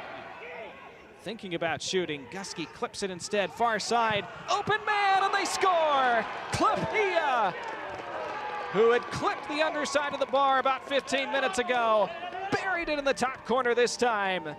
Left foot, it's a crucial block. It's still alive and blocked through again, and Bray is sprawling down. He makes the save. There were big shouts for a penalty from the U.S. It's not given by the referee. Yes. And they have summoned referee Michael Vene to the monitor. Actually hit him from that previous angle. It was tough to tell whether it actually hits the arm. I have to say, I don't think he's going to give a penalty for any of these. After VAR review, no penalty. So what a first half we had. Tons going on, just the one goal in it in the end. Involved on the left side as well. The second half back underway. Wanted it and got it, and his cutback is going to fall for Dylan Vanny. It's off the line. They shout for handball. It's going to be given. It's going to be a red card. Now up a man, up a goal. Ruben Ramos scores. Clear daylight, under the lights, in Puebla. 2-0 to the U.S. Return it. Now to the edge of the area, it's Klapia laying it along. Contreras with a big chance, and then Berchimas just overran the rebound. Berchimas trying to hunt this ball down as he presses, and now Contreras wins it back. Contreras stepping around the defender, going down. Penalty for the United States. Santi Morales, the hop skip. The same move he pulled against Club America earlier this year, and it works again, this time for the United States. Well, he grew up. There you go. There's your 2 from the spot, 1 in open play. And the United States wins 3-0 in match day 1 in group. And so they get El Salvador tonight. Haiti and Cuba is at 5 o'clock, and El Salvador and the United States is at 10 o'clock. So you can catch that on the CONCACAFness, or you can catch it on FS2. And since we are there, What to watch, where to watch it, how to watch it. Brought to us by our friends at Fanatis, ftz.co/soccer down here. That link is important. Helps you out, helps us out, helps them out for anything and everything that you need when it comes to checking out channels and streaming services and places that you might not have been able to watch matches until now. On Fanatis, you get Libertadores, you get Sudamericana, you get all the BNs, which means you get WAFCON, which is going on right now. We are efforting our friend Ali Howarth to break everything down in right now the group stage of WAFCON to let you know, give you your viewer's guide as you're keeping an eye on it there on all the BNs. Polish League is actually up and running. They had their opening match week this past weekend, so that is also on the BNs. Ligue 1 is on the BNs. Turkish League is on the BNs. We have Turkish League news coming up in a second, but you get everything North Africa, Middle East, North Africa, WAFCON, all the qualifiers, Champions League, all of that. That's available on Fanatis with the BNs. You get TSE out of Argentina, TVV out of Venezuela, CDO Plus out of Chile. You get, who am I missing here? Liga 1 Max Pro out of Peru. And all of that is in one place. Links to Tigo Sports and CATV as well. So that means with TSE, you also get Copa Argentina at fntz.co/soccer down here. Sudamericana tonight on BN. Tigre Nacional at 6, Santos and UCV at 8:30. FS2 has your U20s. Haiti and Cuba is at 5. USA and El Salvador is at 10. BN and Espanol is simulcasting Sudamericana. ESPN Plus has Champions League qualifiers. Hearts and Sturm Graz at 2:45. Fox Soccer Plus and on onesoccer.ca if you have that subscription. Cavalry and Supra, 9 o'clock tonight. They also have club friendlies on Paramount Plus. The CONCACAF Central American Cup is going on tonight. Hankook Verdes Motagua, Diriangen and Plaza Amador, and Olympia and Mixco. And then also tonight, ESPN Plus has the Northern Super League, AFC Toronto and Calgary Wild. That is at 7 o'clock. So tonight it is a mixture of CONCACAF and Central American Cup and Canadian Premier League and Champions League and everything Middle East and North Africa. WAFCON as well is on the BNs at Fanatis at fntz.co/soccer down here.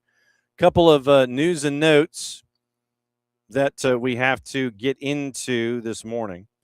And St. Louis City SC has added to their attack. We mentioned the news from Turkey. Danish midfielder Carlo Hulsa as a designated player, permanent transfer from Samsunspor, signed through 28-29 at club option for 29-30, occupying an international roster slot, added to the roster pending medical and receipt of the ITC and P1 visa. City acquired the discovery priority for Hulsa from Philadelphia in exchange for $150,000 in GAM in 26, $50,000 in 27, and a conditional $100,000 in GAM as well down the line. 3 seasons at Samsunspor, 114 appearances, 22 plus 14 in all comps. Most productive last season and European stage. So he had 2 goals and 5 assists in the Conference League for Samsunspor. Hulsa represented Denmark at every youth level from U16 to U21 before getting a senior national team debut in 25, appearing in a win over Lithuania. So Carlo Hulsa is now in St. Louis City SC to add to their attack. And so that is the news out of the Turkish League by way of St. Louis City. A couple of other things that came across in the news part of things. And this is from our friends at Doble Amarilla in Argentina. Headline, and this is never a good headline. Scandal in Brazil is how it starts. The CBF has opened an investigation against Lucho Acosta for alleged links to sports betting houses. Secondary headline. The Argentine player received a yellow card on July 17 in the match between Bragantino and Fluminense. Card is under scrutiny because it triggered an unusual volume of betting activity at the time of booking. Investigated by the Brazilian Football Federation, Confederation for alleged involvement in sports betting due to the yellow card he got at the end of the match against Bragantino on August 17. The betting house Stake reported an abnormal volume of bets on Acosta's suspension in the match corresponding to match day 19 of the Brasileiro and alerted Sport Radar, a company contracted by FIFA that monitors the Brazilian championship, according to GE Globo. Acosta got a yellow in the 47th of the second half. the start of a fight between players that lasted about 5 minutes and ended with 2 players being sent off and the Argentine, who had nothing to do with the confrontation, being cautioned near the end of the match. In his report, referee David de Oliveira Lacerda described the reason for Lucho Acosta's yellow card as being for, quote, acting in a manner that demonstrates a lack of respect for the game, for recklessly pushing his opponent out of play, end quote. Because of these irregularities, the CBF decided to launch an investigation against the Argentine, who denied being involved in sports betting. Following the start of the investigation, the Brazilian Tricolor reported on social media that it is, quote, aware of the case and assured that Acosta has denied any involvement in irregularities. Notification reached the club's board of directors last week, confidentially stated it is willing to cooperate with the relevant authorities. So keep an eye on Lucho Acosta and what's going on down there. All right, so Hulsa is in. Now let's check the gossip, rumor, and innuendo part of the discussion. We'll get you in to find out who might be going where and for what cost. What might be happening? We mentioned Zinedine Zidane. The Cabo Verde goal against Argentina by Sidney Lopez Cabral, voted goal of the tournament. And he has been reaching out on social media to anyone that he can try and find to thank them for all of the love that he's been getting for any and all of this. But yeah, it was in that craziness that was attached to the matchup that was absolutely insane in that matchup against Argentina. And so the Lopez Cabral shot was the equalizer at 2-2 from the near side, and it would go up and over. And I'm trying to see if I've got it. I thought I had it, but I might not. So, Cabo Verde 3-2. No, I do not have the Lopez Cabral goal, but I do have the 3-2 goal. I have the 3-2 goal, but I don't have the 2-2 goal. So, anyway, you sit there and it's like, yes, Lopez Cabral, you, sir, got the goal of the tournament. Absolutely you did. Although, one of my favorite bangers was this one. I forgot to play this one for Dr. Jean-Denis, courtesy of FIFA, their own selves, and Telemundo. Se viene con todo. Providence. Centro. Balón dividido. La intentaba ganar Isidor. La recupera Haití. Isidor le pegó. ¡Golazo!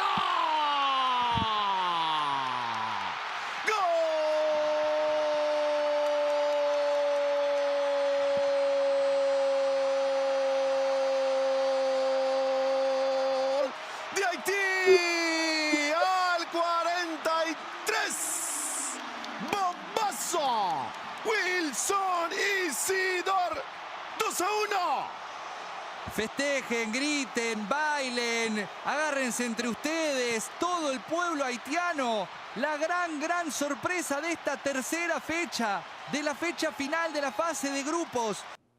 And there you go. Well, if I could spell courtesy. So courtesy Telemundo Deportes, and I misspelled courtesy. So there you go. But yeah, the Lopez Cabral goal that tied it at 2, voted as goal of the tournament, as it damn well should. Nicely done, people. But yeah, he has been reaching out on social media trying to thank as many folks as humanly possible for that. The transfer talk has gotten really interesting in and around Vinicius Jr. Real Madrid have made a fresh push to ward off Arsenal's interest in him, according to Florian Plettenberg. They sent a new contract offer to Vinicius, hoping to reach an agreement that will see him remain at the Bernabeu. Arsenal reportedly ready to make an opening bid and have informed Vinicius' reps. Remember, he's only got a year left on his deal. Liverpool joined the race to sign Villa defender Ezri Konsa, according to Team Talk. Reported that Andoni Iraola is keen to add a center back, with their needs amplified following the injury to Joe Gomez. Minutes into the preseason friendly against Sunderland on Saturday, seen as an option to provide depth at right back, remains on the radar of Arsenal. PSG defender Ilya Zabarnyi is another option. Bayern Munich winger Luis Diaz on the radar of Al Hilal, according to L'Equipe. Saudi Pro League club reported to have prepared an offer worth around 70 million euro for the Colombian international, open to leaving Allianz to go in search of a new challenge. Diazem 29 is seen as, that's a misprint. The 29-year-old seen as the club's next priority after they landed Crescencio Somerville, Bundesliga champs, reluctant to part ways. Juve discussing a move on Manchester United striker Joshua Zirkzee, according to the three-letter paper. Both clubs are said to be in advanced talks regarding an initial loan deal that would include an option to be made permanent at £30 million. 25-year-old midfielder identified by Juve as an alternative to Randall Colomawani, 2 goals in 24 appearances last year. Fenerbahce and Galatasaray, the two big guns, are battling to sign AC Milan winger Rafa Leao, according to Gianluca Di Marzio. Reportedly holding talks with both clubs in the coming days. Exploring a loan deal, Milan insisting on a permanent transfer. Rafa Leao contributed 2 goals in 5 games for Portugal at the World Cup, 2 years remaining on his deal. Karim Benzema refusing to leave Al Hilal unless his full salary is met from the remaining year of his deal, according to Mundo Deportivo. Club are believed to be looking to move the 38-year-old to free up a foreign player slot on the squad. Reported he's rejected several offers to switch to another team in Saudi Pro, scored 9 goals in 10 league matches last year after leaving Al Ittihad in February. Yan Diamante once again expected to complete the deal to Leipzig. 135 million euro, just under 154 million bucks. Fixed sum between 115 and 120 million euro. Leeds closing in on a deal for James Trafford, according to the 4-letter. Set to move to Ellen Road for an initial fee of £40 million after positive negotiations between the two clubs. City's going to look to sign a replacement if Trafford leaves. Barcelona have sounded out the possibility of signing Bournemouth striker Eli Junior Krupi, although Julian Alvarez remains their top target. John Stones in talks over a move to Inter Milan, free agent after leaving Manchester City, subject of interest from a number of Premier League clubs, including Chelsea. Understood Inter are leading the race. And Juve once again registering their interest in Joshua Zirkzee. Now, other rumors. Sky Italy. PSG and Juve interested in Parma and Japanese international goalkeeper Zion Suzuki. Marsa. PSG have no interest in Rodri, who has recently been linked with Real Madrid.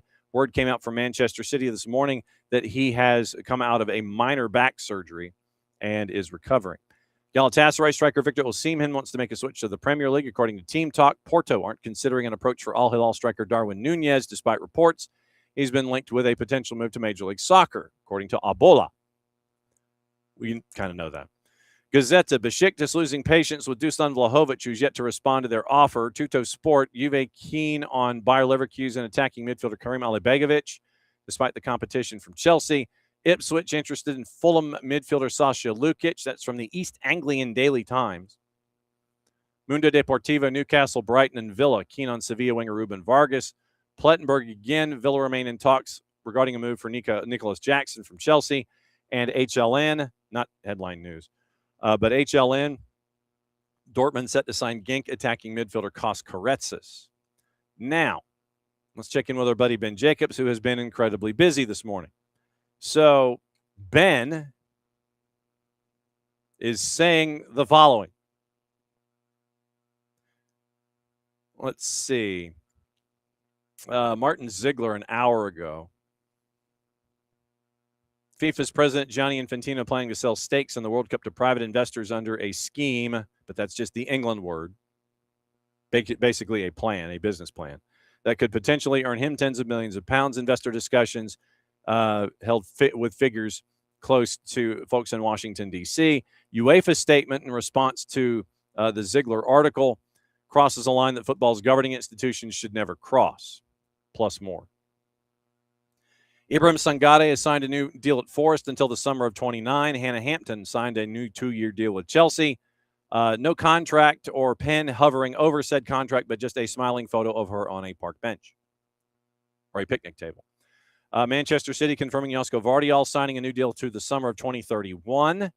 West Brom confirming Nolan Galvis has joined on a 4-year deal. He's holding up a jersey. Ipswich confirming Shel Sherpen has joined from Royal Union Saint-Gilloise on a 4-year deal, 8.5 plus 2.5. He's holding up a jersey. Arsenal in advancing in talks for Bruno Guimaraes. Clubs are now in contact with weeks of denials. That is with Alex Crook and Ben Jacobs. Joao Pedro got a hattie in 8 minutes. Xabi Alonso had a 6-4 preseason win over Western Sydney. Also, Rodri, successful minor back surgery, will only need a short period of rehabilitation, end quote. Philip Jurgensen has left Chelsea's preseason tour as he looks to finalize a transfer. A leading option is Strasbourg, so that's basically within the chain. Terms still need to be agreed to, as does the formula of a deal, but things could move quickly between the Bluecoat clubs. Jurgensen has also been approached by other English clubs as well. Chelsea is open to selling or loaning. Bournemouth have not put a price tag on Junior Krupi despite suggestions of €130 million. Krupi is on the radar of several clubs, as we previously mentioned, as with Alex Scott. Bournemouth do not wish to sell. Bluecoat are also not looking to sign Nordschellen's Caleb Urinki for either Strasbourg or Chelsea, despite reports. Liverpool have had preliminary talks for Bradley Barcola.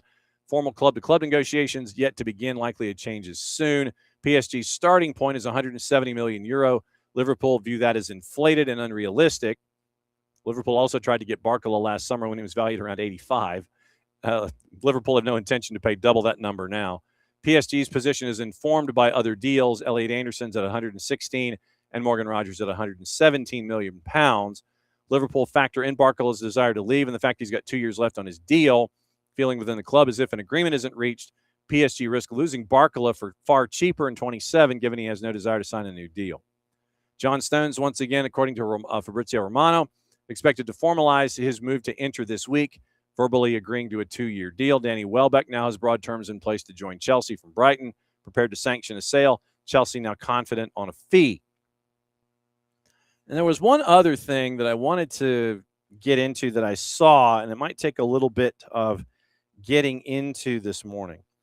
I don't know if you've seen what's going on at Rayo Vallecano. And I know this is kind of sounding very soccer over there-ish, but we are in added time. Apparently, things are so bad at the stadium that hosts Rayo Vallecano, the Vallecas.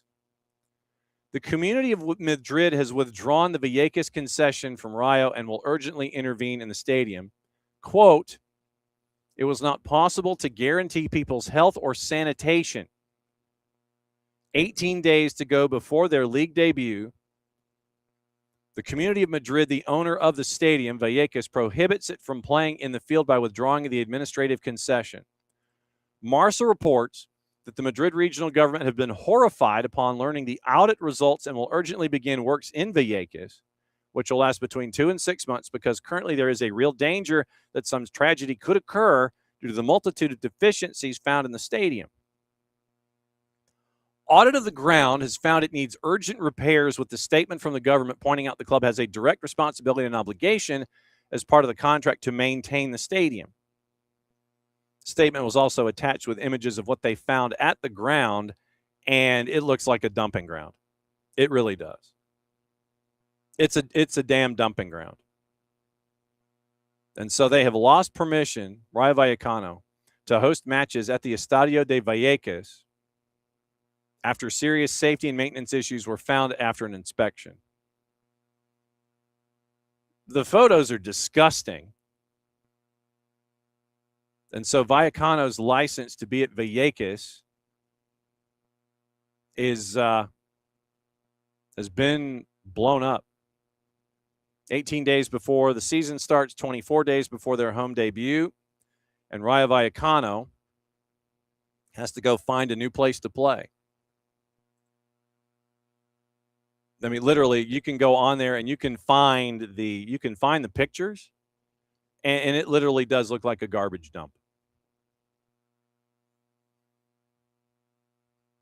Reported by the community itself and by Mariano De Paco, Minister of Culture, Tourism, and Sport. Technical reports raising concerns about the condition of some areas of the stadium. According to various sports dailies in Union Rayo, regional government believes there's no way to guarantee something won't happen. And so Mariano De Paco said he didn't know if it was going to be 2 months or 6 months, but they'll give real-time updates. Community of Madrid's going to regain control of the management of Vallecas. And according to, from Voz Populi, Mariano De Paco Serrano, quote, what makes the club's attitude even worse and I say this with regret, is that on June 12, we sent our first request for information to see if they could justify all the deficiencies. Not only have they provided nothing, but on the last day of the deadline, they asked for an extension, arguing that there was too much documentation when precisely what is needed to guarantee people's safety. We granted them the extension, and they still failed to provide the information. Currently, the stadium's maintenance does not guarantee that safety. Planned investment of about 60 million euro in expanding capacity to 18,500, modernization, a whole part of the whole thing in the coming years.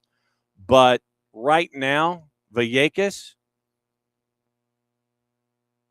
it's just disgusting. And Rayo Vallecano, quote, according to Infobay, quoting Vallecano's front office, "We are surprised and are working to resolve the situation," end quote. Technical report commissioned speaks of a situation of widespread obsolescence and a severe regulatory noncompliance. And so Vallecano, we're surprised and are working to resolve the situation. Dude, the photos are right there. There's trash in the halls and in the stairwells. It's disgusting. So emergency works. Club's going to have to find a place to play a few weeks before the start of the season. It's been playing since '76 in a stadium that's not theirs, pays to use it. And so Vallecano apparently not doing their part in this whole process. Checking to see if there's anything that I might have missed while we were on the air. Oh, you got to check things domestically. I forgot about that. We do have some other movement that is happening domestically. Rangers are closing in on a deal to sign Olwetu Makanya from Philadelphia Union. First reported by Chris Jack at Rangers Review. Fee of north of $4.5 million.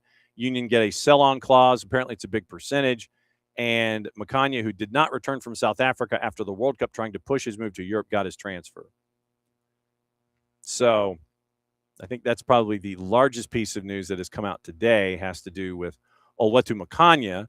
And we are efforting Dave Leno later this week to catch up with everything in Philly.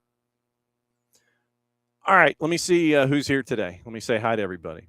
And so let's see. Bart, David, Shooter, good morning. Morning, David. Morning, Bots. Morning, Alex. And that should do it. Remember, tonight, it is the U20s at 10 o'clock on FS2. It's the U20s at 5 o'clock, Haiti and Cuba. Thanks to Dr. Howard Jean-Denis from Morehouse for the education on the Haitian diaspora and everything that they are going through. Thanks to Andrea Arnold, the city manager of the city of Decatur, and letting us know about everything going on inside the city now that they've survived Watchfest. Now that they have survived Watchfest, it was good to catch up with her and find out what's going on after the fact. Mancini, Ranieri in, Zidane in. Things were a lot calmer in France than they are in Italy. Tomorrow, interesting show, and we go through a bunch of different directions. Off the top, we get to find out about what's going on at Innovatio Capital. And we get to catch up with their founder, and we get to find out what it's like to own a club in the Liga MX. And it's great to be able to finally catch up a year into the process. Oh, it's over there. Hang on. So it's a year into the process for Innovatio as they own Querétaro.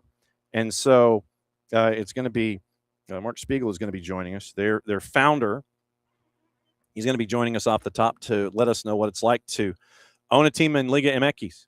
So I had to get the big calendar. So Innovatio Cap is going to be joining us at 9:05. And Dylan Butler should be joining us at 10. And then also, other than being getting ready for All-Star. 10:30 tomorrow. NPSL has their championship this weekend. We're catching up with Bristol Rhythm and with El Farolito.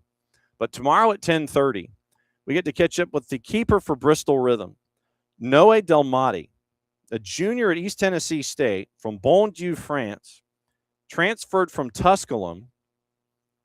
First choice keeper at Tusculum in Division II. Now he's at East Tennessee State. And his dad, Christophe Delmotte, played over 400 professional matches at Lyon, Lens, and Stade de Reims, currently an assistant for the U21s in France. And he is the keeper for Bristol Rhythm that has gotten them to the last match of the year. Hopefully later in the week we'll be able to catch up with our friends from El Farolito as well. But Bristol Rhythm is in the last match of the year. So we get to find out what's going on with their keeper at 10:30. So tomorrow it is what's it like to be an owner in Liga MX, Dylan Butler on the day of All-Star, and a keeper as you're getting ready for the final in the NPSL with the Bristol Rhythm and Noé Delmati coming up at 10:30 tomorrow. We'll go through what happened with the U20s late tonight and all of the things that are going on in and around the planet. People are still mad at Jermaine Defoe for allegedly not showing up to work. And so after 4 months at Woking, he's out. So we'll have all that stuff for you tomorrow as well with all the transfers. We'll keep an eye on what's going on with Atlanta United and the window. And that's another show. As always, thanks for hanging out with us as you always do. Large device or small, video, audio, live or tape. Back at it again in less than 22 hours. And since this is the end of the show, that means one thing. It means we get to do this. Back at it again tomorrow morning, 9:05 Eastern time. We'll see you then. Mucho platiel.